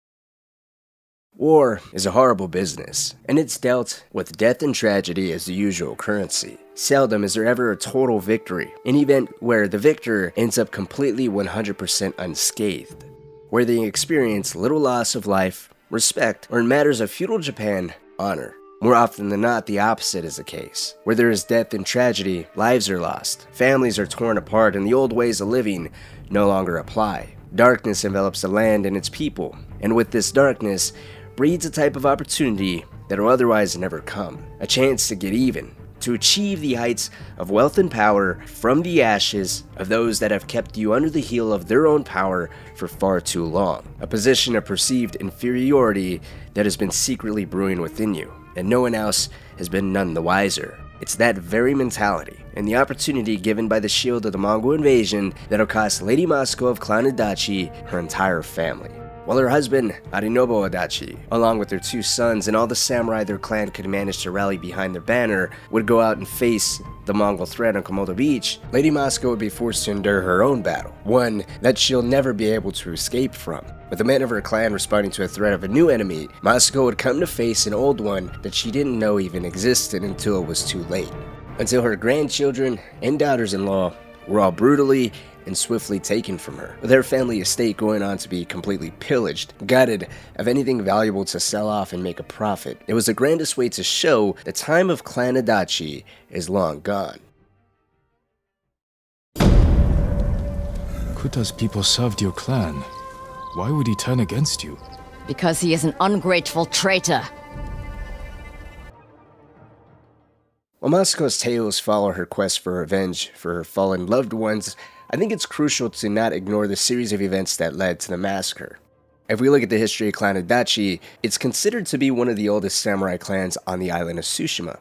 The founders of the clan were referred to as great builders, responsible for the construction of the Golden Temple of Ariake, all the lighthouses across the island, and they even strengthened the fortifications around Castle Shimura and Castle Kanada. Their knowledge and contribution to the island's infrastructure alone was invaluable, providing the clan and its family with a high level of praise across the island. Praise that'll continue to push them into the good graces of the Jito, Lord Shimura, when Clan Adachi would aid in putting down the Yarikawa Rebellion, utilizing their skill and knowledge of infrastructure to best suit their allies. Sometime later, they would go on to also commit soldiers to help Clan Sakai pacify the island of Iki, where they would similarly put to use their knowledge of infrastructure and fortifications to help build Fort Sakai, the base from which Kazumasa would operate from. As their contributions to their samurai clans and the island of Tsushima as a whole would make great strides in making them one of the most powerful and well-known samurai clans on the island, behind the scenes there would be some internal struggles. The clan, just as many other samurai clans, had servants, people that worked closely with the members of the Adachi bloodline. Out of these servants, there would be a specific few that'll go on to commit deeds that'll cost them their privileged position of working within the clan, setting the groundwork for a handful of disgruntled people waiting for the opportunity to strike back at their previous employers, providing the weapons, manpower, and reconnaissance necessary to launch the attack on the Adachi estate. We'll go over these servants of importance and their positions before the massacre and what they did to contribute to it, beginning with Sadao. Sadao was the head of the Kuta farmstead. The Kuta farmstead was overseen by Clan Adachi and was tasked with supplying the clan with its food. Sadao's brother Hachi was a local supplier of it as well. At some point, Sadao would become greedy, intentionally withholding rice for himself with the purpose of turning a profit. This would result in the peasant population beginning to starve. They would begin to hold protests against Sadao's leadership, and in secret, Sadao would deal with these protests by hiring a group of bandits to slaughter the protesters. Lady Masako wouldn't be able to confirm any of this herself until after her family had already been killed, but she would remove Sadao as the head of Kuta Farmstead on the grounds of her suspicion of him hiding something. His removal would be the source of his anger and discontent towards Clan Adachi. It's the very reason he would later join the other conspirators to rip apart the clan he previously served. Next, we have Sogen, the first of the conspirators to fall at the hands of Lady Masako immediately after surviving the failed assassination attempt on her life. Sogen was a monk that worked as a sweeper and retainer for the nearby Golden Temple. His opposition towards Clan Adachi appeared to be less personal than his fellow traitors. The only information provided on why he helped to go against Clan Adachi was simply Clan Adachi was not allowing men of vision to face the changing world. Sogen would operate as a scout. He would visit the Adachi estate the night of the Mongol invasion, performing reconnaissance on the estate before the assassins would swoop in. The assassins, meant to deal with the actual bloodshed, were to be hired by a local fisherman by the name of Kajiwara. Kajiwara grew up working as a retainer for Clan Adachi. He was both skilled and dependable in this position, hence why Lady Masako and Clan Adachi at large would turn a blind eye to his more unsavory actions. It was known that behind closed doors, Kajiwara could be a cruel and vicious man. While it was something the clan was aware of, it wasn't a problem until one day Lady Masako caught Kajiwara in a fit of rage, beating his wife and daughter. Outraged by his actions, Lady Masako would swiftly dismiss Kajiwara of his position within Clan Adachi, effectively exiling him for the disgrace he brought upon himself and the clan. Seething with anger and driven by a desire for vengeance, Kajiwara would become personally responsible for sending the assassins to kill Lady Masako. But, as with all terrible deeds, nothing can come to fruition without the procurement of dependable weapons. Weapons that will be supplied by the Imura brothers. The Imura brothers arguably have a deeper, longer history than any other against Clan Adachi. Their father initially was a supplier for Clan Adachi, until one day he attempted to cheat them out of a shipment of weapons under the guise of Lady Masako's son not paying the amount initially agreed upon. Refusing to fall for Omura's lies, Omura would no longer be a supplier for the clan, and without their business, he and his family would end up on the streets. While living on the streets in poverty, Omura would develop a drinking habit and presumably pass away prematurely, leaving behind his two sons who would inherit their father's unfortunate circumstances and hatred for Clan Adachi. When they would be contacted by the head conspirator, one of the brothers would gleefully accept their chance to avenge their father, supplying the weapons soon to be soaked with the blood of the clan. Last of the conspirators, we have Mai. Mai is a bit of an anomaly, as she's the only one out of all the conspirators spared by the vengeful rage Lady Masako would be consumed in. While she may not have exactly killed anyone, she was aware of the preparations being made to ensure the killing of Masako's family. 3 years before the Mongol invasion, Mai was a servant to Clan Adachi and even became Lady Masako's lover. Mai's love affair with Masako and her work with the clan would eventually be cut short though, as it was discovered Mai was stealing. Arinobu initially wanted Mai to be flogged as punishment for her thievery, but Masako would intervene, allowing her love to get in the way and spare Mai of any physical punishment. She would instead be banished. Mai would accept her fate, but saw this as betrayal. She would continue to be in love with Masako, but couldn't get over her banishment at the hands of her former lover. When it was time to get contacted by the head of the plot to kill the clan she had once such an intimate relationship with, Mai would agree, albeit her job was to pillage the corpse of the Adachi estate, find anything valuable, and sell them at the right time. Originally, the plan was to give them over to the head of the plot to kill Lady Masako, as the items Mai would steal didn't have any real proper value. They were just family heirlooms. But Mai's bad habits of being a thief would die hard. She would instead hold on to these items with the intention of selling them just to make a quick buck for herself. A decision that may have been reinforced by the discovery Lady Masako had indeed survived the assassination attempt. Mai's change of loyalty wasn't an isolated instance. Upon the discovery of Masako's survival, all conspirators seemingly changed their tunes. Don't be mistaken, they still had no love for Clan Adachi or Lady Masako as a whole. They would instead panic. Sadao, for instance, fled Kuta Farmstead, fearful of what Lady Masako would do in the wake of her family's killing. The Imura brothers would blackmail their former leader in an effort to gain enough money to leave the island, an attempt that would go down in vain as they would just be cut down for their betrayal. Ordered by the head conspirator, Lady Hana, Masako's older sister.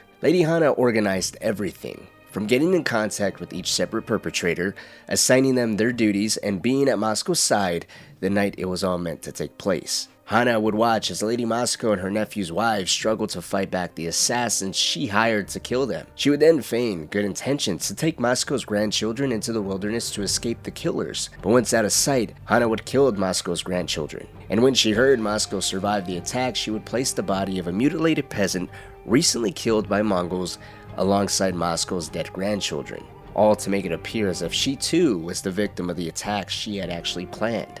As an added measure to sell it all, Hana would place her golden sash on the dead body, giving the illusion it was indeed her. Hana's reason for doing this to her little sister was to get back at her for all the pain and suffering she caused.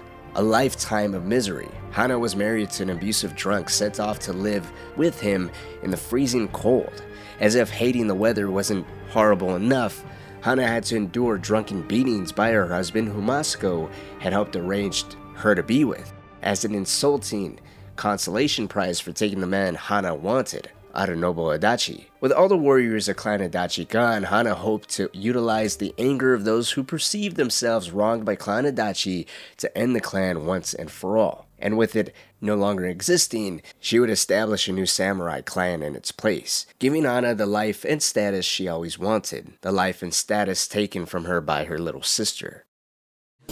All I saw were my dead grandchildren, their faces after being cut down, and you were protecting him. So you tried to kill me? Have you lost your mind? I have lost everything!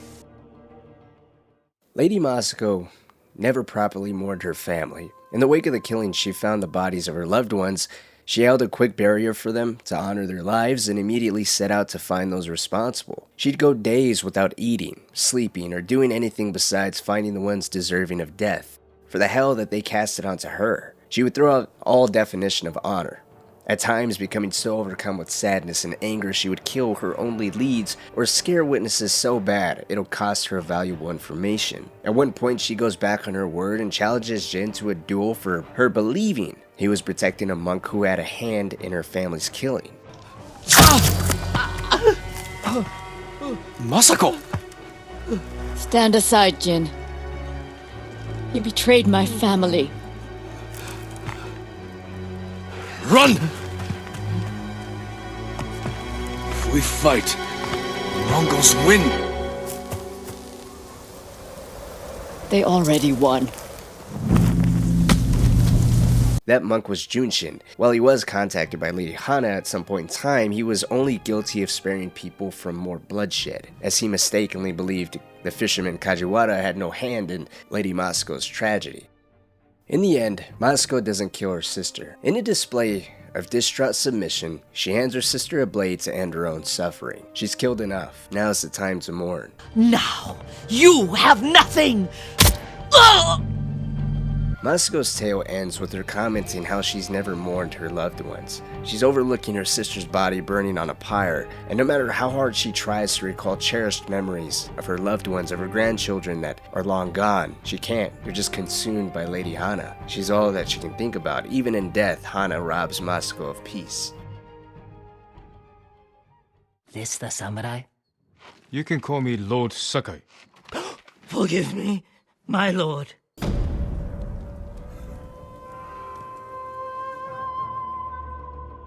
Kenji. He's a farmer and appears to be one of, if not the most well-known sake brewer across all of the island of Tsushima. Kenji's story is one that sugarcoats the life of a swindler, kind of the worst of the worst, the kind that would take advantage of the people that are feeling the worst parts of the effects of warfare. Kenji himself, I think, can be described as a good character with great intentions, but his most horrible of habits continuously get in his way, causing problems for himself, where he would then enlist the help of someone else to help him, and that would only create a bigger and bigger problem, until eventually Jin would have to come to his rescue and save him from the grave that he's digging for himself. While Kenji's only present in 2 missions, at least where he's a contributing factor, his business and how he conducts said business is a major point of his side stories. As a matter of fact, Jin's introduction to Kenji really centered around his business to begin with. It was also here where He discovered Kenji's been selling sake to the Mongols since they first invaded Tsushima. Conducting business with the enemy understandably upset Jin, but it was something he let slide as there was a much more pressing matter to deal with, specifically saving Taka from captivity. And since Kenji softened the blow of working with the enemy as allowing him to keep his head, all was forgiven. The people of Tsushima were basically defenseless in the wake of the Mongol invasion, and so if you have to do what you gotta do in order to survive, so be it. But as the story ends, as the legend of the ghost pervaded all around Tsushima and Jin inspired those around him to be more useful in the fight for the island, Jin would make it a point to be quote-unquote useful. And this was something Kenji would indeed do, but he would do it in the most peculiar way. He would help the people of Tsushima by way of his business skills. And where better to begin than a village in the south of the island who have been starving. The Mongols have taken all our food, rice, millet, fish, anything they can lay hands on. We're starving. You say we. This isn't your farm. I have been thinking about what you said, and I'm trying to help the farmers here. Kenji would gravitate to this area in answer to the farmers' plight. The Mongols were demanding food to which the farmers could not spare. And so Kenji came up with a plan. Instead of giving the Mongols real food that they would indeed pay Kenji for, he would instead give them straw and wood chips. And being satisfied with successfully conning the Mongols, Kenji would then turn around and skim a little bit of the real food from the village for himself. It's a win-win-win. In other words, Kenji made money by tricking the Mongols into buying fake food. He saved the village's real food, and then he turned around and took some of that food for himself. It was perfect until the Mongols almost immediately discovered what he did. This resulted in them almost immediately returning, taking all the real food, along with some hostages and Kenji's personal horse. When Jin does eventually come along, Kenji would ask for his help, but he would paint it in the most selfless of light. It's not until the hostages are freed that the full story is shared. Jin would react angrily to Kenji, as he did put an entire village in danger, but Kenji would just ask for forgiveness. He could do good, he just needs practice. And Jin would calm down and he would tell him to practice when people's lives aren't threatened. While there was some selfish acts, such as keeping the profits for himself and even skimming a little food off the top for just him, arguably his intentions still were somewhat noble, even if a little destructive, as he did put everyone's life in jeopardy. It's a lot worse than what he does later on in Yarikawa, where he only puts 2 lives in danger, Jin relying to him again, and his partner. After some time passes, Kenji would be found waiting at a crossroad in Old Yarikawa. He happily tells Jin there's an empty Mongol camp not too far from here filled with food, medicine, and supplies for the refugees of Yarikawa.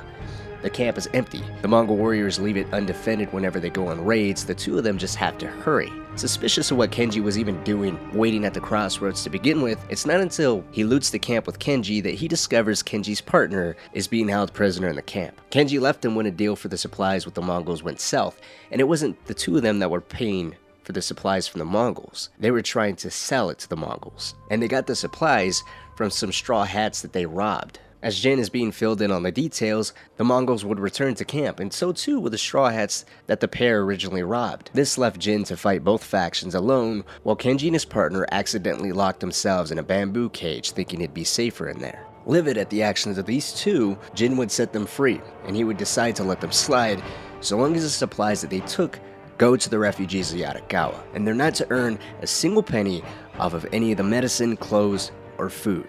The pair reluctantly, or rather suspiciously, agree. The last of Kenji's tales on Tsushima appear to at least start off more noble than the 2 before. A bandit by the name Gon, the butcher, is aiming to kill Kenji for succoring him, as he's done so many times, not only to Gon, as Kenji would later reveal that he's cheated Gon 3 times. This is the 3rd time. The first time, he owed another bandit by the name of Red Hand Taro for misplaced merchandise, to which he would overprice cheap sake that he would sell to Gon and use that little extra money that he earned to repay Red Hand Taro. With the first transaction going so well, Kenji attempted to do it a second time, where Gon realized the cheap sake was garbage, and instead of paying the price, Kenji would turn around and blame Red Hand Taro for the bad sake Gon received, resulting in Gon killing Red Hand Taro. This 3rd and final time Gon realized Kenji cheated him, it was for more of a noble cause. Gon had paid for delivery of sake and medicine. Kenji would take some of these prepaid supplies and use them to help some refugees of Izuhara. Jin would recognize the good intentions behind this effort despite Kenji being crooked as all hell once more, and it's because of the good intentions that Jin would follow Kenji to his meeting with Gon the Butcher and make sure everything went smoothly. And it truly was Kenji just repaying the money back to Gon that he owed him for the supplies that he skimmed. This was of course a setup. It was really just meant for Gon and a handful of bandits waiting in the bushes to attack Kenji when the moment was right. Which, I gotta just point out, the moment where Kenji starts shouting the safe word for Jin to come out and attack Gon to save Kenji's life has to be one of the most unexpected, hilarious moments because Kenji's just shouting at the top of his lungs. I'm so happy to see you! He knows! I'm so happy to see you! What's crazy is despite Kenji admitting to having another person killed by lying about something he did and lying to Jin back in Yarikawa, tricking him to save the partner he left behind, something he would kind of repeat back in Izuhara by pretending to send Jin to rescue some hostages that he just casually wants to help out when in reality he was the one that caused the problems for the entire farming village that then had to deal with the aftermath. Despite all of this, Jin would just end the tale with telling Kenji he has a gift. He helped with the rescue of Taka and contributed to so much of the island. He has some heroic moments and he shouldn't be pissing it away by continuing to get involved with bandits or cheating people. Despite Kenji needing money, food, and supplies to get by, there's other ways to do it. It makes me wonder if Jin would have been so lenient on anyone else. If he sees something in Kenji that no one else does, or Kenji's close ties to Yuna and the contributions that he did make during the main story help Jin just see the good in him. Kenji's clearly someone that is a bit much to deal with, as Jin constantly questions what he did now or what scheme does he have up his sleeve. He definitely has a series of tales that question whether if he really is a good character that just falls into bad habits, and while his intentions are good because he only knows a certain way of doing things or how to get by, that's the filter he funnels ideas and problem-solving skills through. He creates a mess, and for one reason or another, whether it be shame or a history that taught him to just not come clean, he would come up with some type of modest idea, pitch it to Jin, and then have Jin be the sucker to go save whatever problem he created. Thankfully, there's one more tale when it comes to Kenji, and that is the Ghost of Ikki. Alright. You? Lord Sakai! Get me out of here!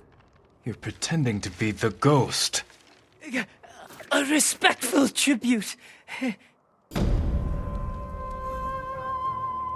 While Jin is out on Ikki Island, there's rumors of the Ghost of Ikki.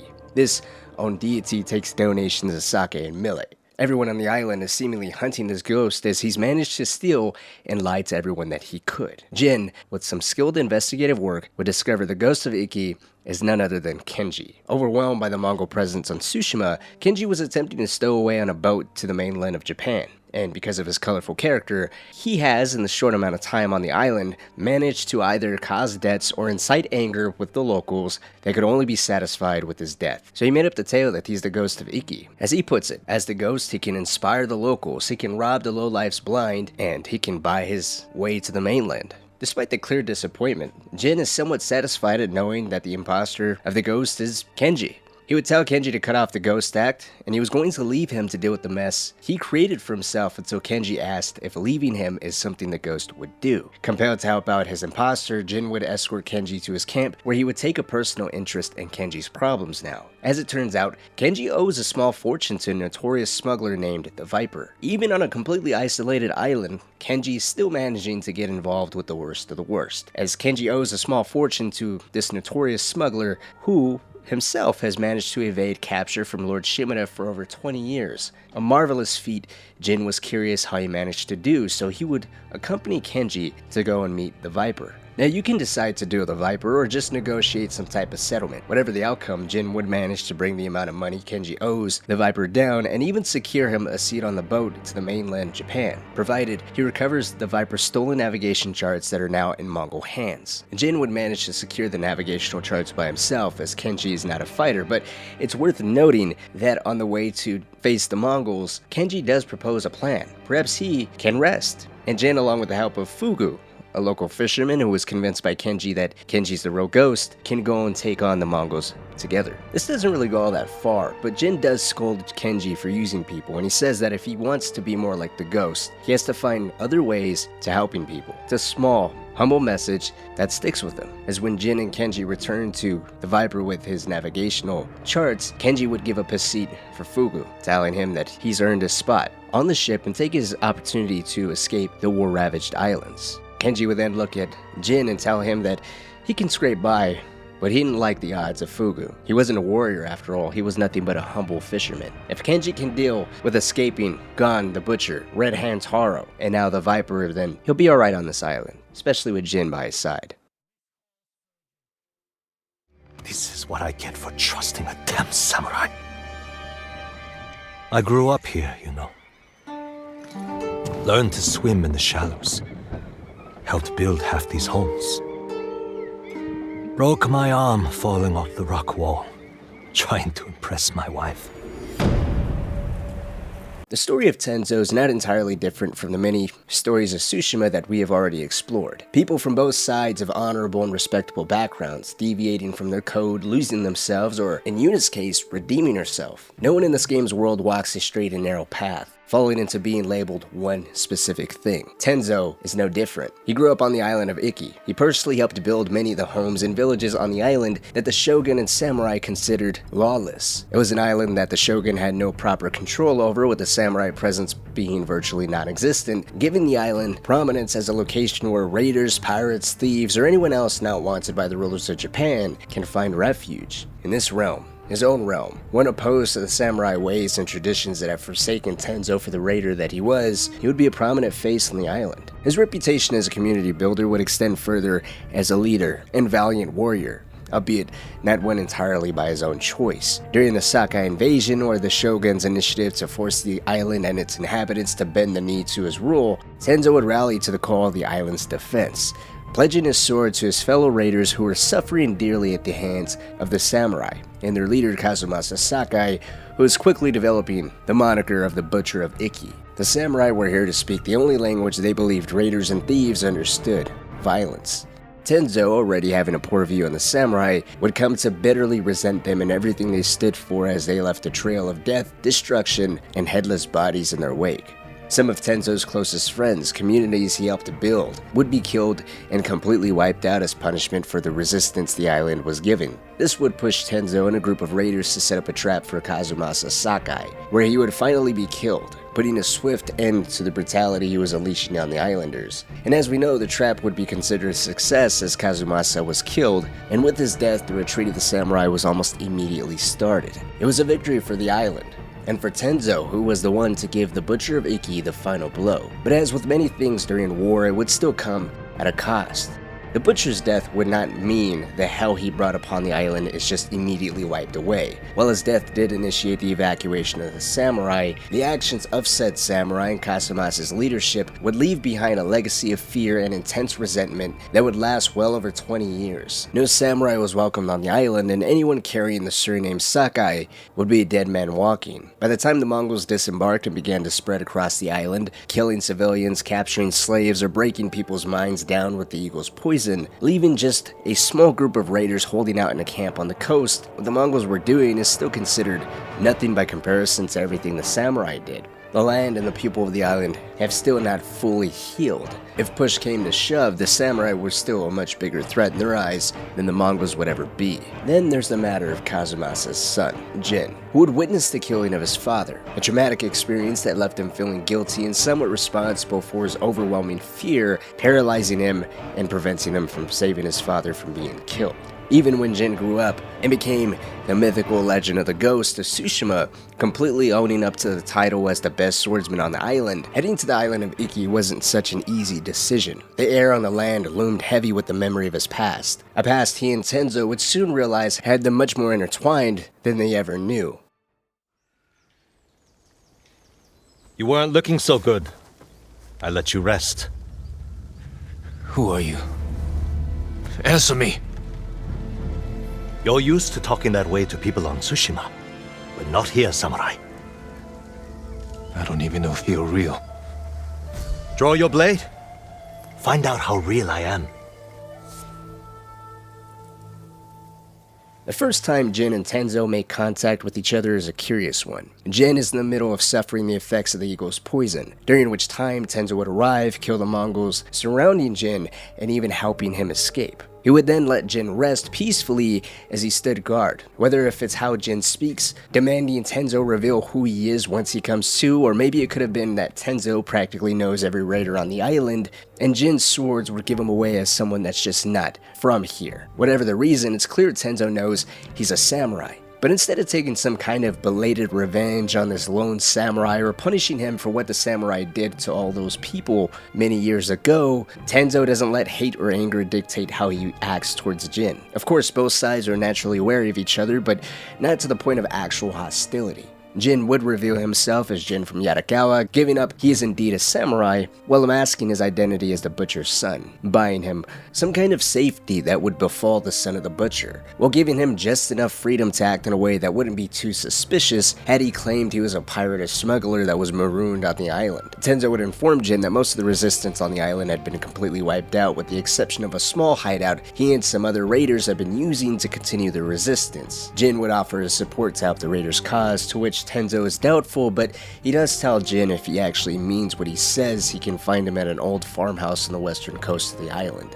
This interaction is laced with doubt and tension. Between the two of them, Tenzo is actually more of a peaceful character. Jin appears to be much more confrontational and effective from the time he was last on this island. To be fair to him, he was coming down from the eagle's poison, forcing him to relive the pain and trauma of his father's death. Once the effects more or less subside, he even says it's difficult to tell if Tenzo is real or not. However, for Tenzo, it speaks to his character of being a leader first and a warrior second. Past transgressions are not forgotten, but there's a bigger, more novel threat to the island. As Jin begins to follow Tenzo, he'll come to see that there's many sides to this man. He's religious, as he speaks a prayer for some friends who were killed by the Mongols. He also gave up his house, his clothes, and anything else he could do to help the sick and the wounded, having an active role building the island's communities, watching them to then get destroyed during what he called the Sakai invasion, rebuilding these communities again to now witnessing the eagle's poison hit the community in a way that none of them have ever seen before.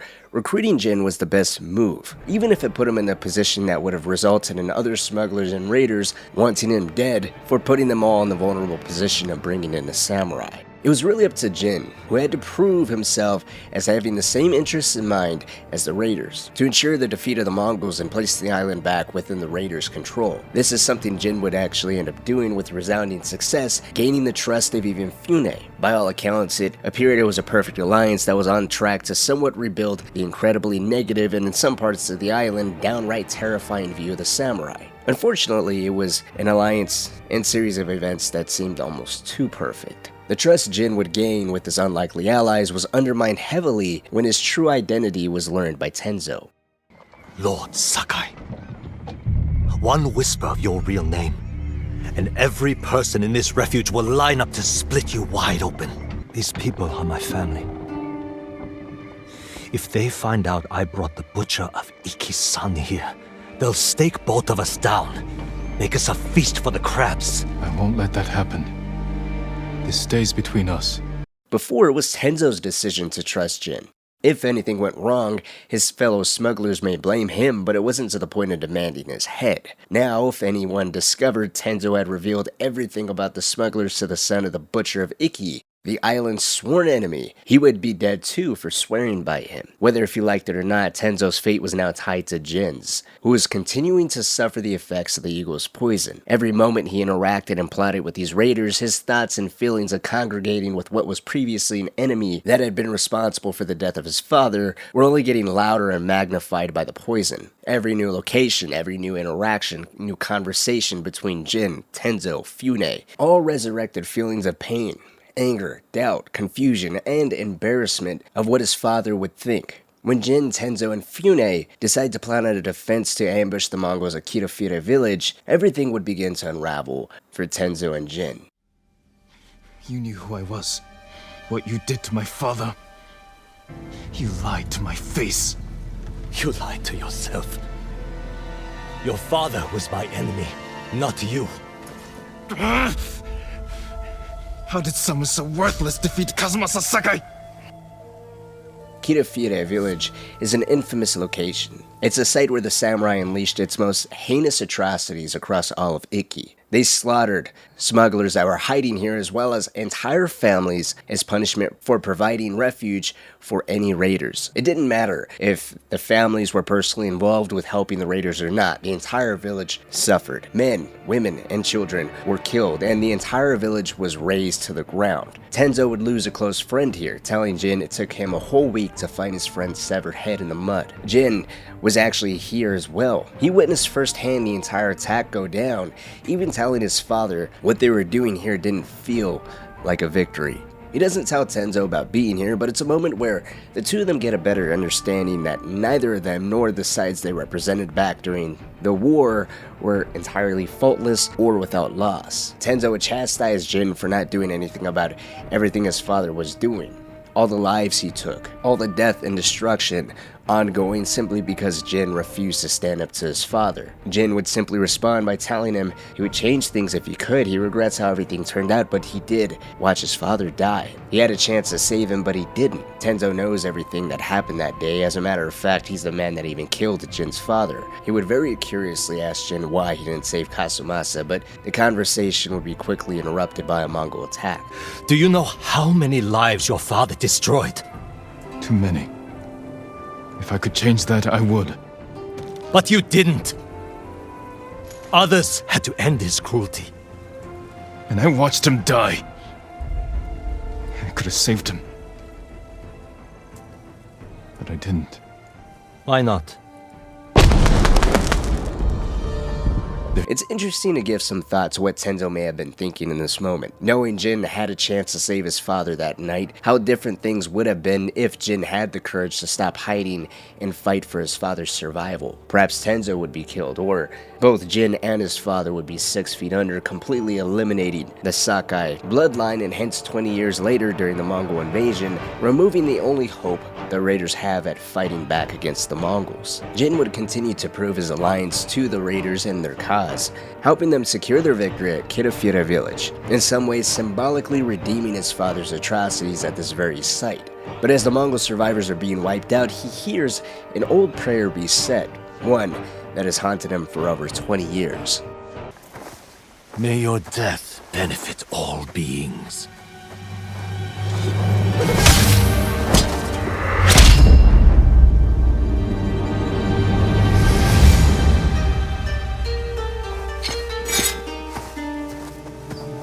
Jin? This whole time, Tenzo's known who Jin was, but for the first time, Jin knows who exactly Tenzo is. The man who killed his father. The man who he's been haunted by, reminding him every single day since then of his failure to save his father. Jin is filled with anger, finally putting a face to the man who took everything from him so long ago. While Jin is consumed by rage, I've always felt Tenzo completely steals the show here. He just accepts his fate. He admits even knowing who Jin was, but he never looked at him as his enemy. His father was, and his father was killed a long time ago. He also accepts being called someone as worthless. To me, that provides more insight to Tenzo as more of a community builder and less of a warrior. While he may have hated the samurai and Kazumasa for everything they did to him and his people, he didn't bask in the glory of taking out this monster, claiming he was a glorious warrior or the savior of Iki. Instead, he speaks of how he just got lucky. Kazumasa was injured and he killed many men while his leg was broken. Tenzo was just at the right place at the right time to finish the job that they all started collectively. But if this is Jin's decision, finish the job. Just as Tenzo saw the benefit in sparing and recruiting Jin when they first met, the tables are now turned. Jin would utilize Tenzo's knowledge of Senjo Gorge, the site where a trap was set up for the Butcher of Iki 20 years ago, would be replicated and used on the Mongols and their leader, the Eagle. Once they're dealt with, then there's the matter of figuring out what's best to do between Tenzo and Jin, who now was more than happy to let everyone know who exactly he was. Feeling confident that he's got the support of Fune and all the smugglers behind him, after the many successes he's already secured to the raiders, there was no more secrets between Jin or them. The final showdown between the Eagle and Jin, we would see Jin finally come to terms with everything his father has done, all the horrors he brought upon the island, and finally forgiving himself for not saving his father. As he says, the way Kazumasa chose to live wasn't his choice, nor was his death Jin's fault. He rejects the rage and path of vengeance. He'll finally fully snap out of the effects of the Eagle's poison and come to just in time to save Tenzo's life. Interestingly, when he kills the Eagle, he recites the same prayer Tenzo did when he killed Kazumasa, symbolically forgiving his father's killer while adding significance to the history of the island. It's almost as if this prayer is now tied to freeing the island from the grip of an oppressor, as a blessing to cleanse the land, so to speak. Tenzo and Jin's story would end with the two of them apologizing for everything. Jin forgives Tenzo, while Tenzo, Fune, and many of the smugglers can come to believe not all samurai are bad, especially not everyone from the Sakai bloodline is completely hell-bent on law and order. Jin would tell Tenzo he's glad he met him, while Tenzo would bow and thank Jin for all he's done. Tenzo would comment on how he's going to resign himself to helping whoever was still affected by the Eagle's poison, guide them through traumatic memories, and help them heal. And that's the last we hear of him. That's the story of Tenzo, a no-named raider who helped build Iki Island before as well as in between wars. The killer of Kazumasa Sakai was also the first and most beneficial ally Jin was able to establish on the island.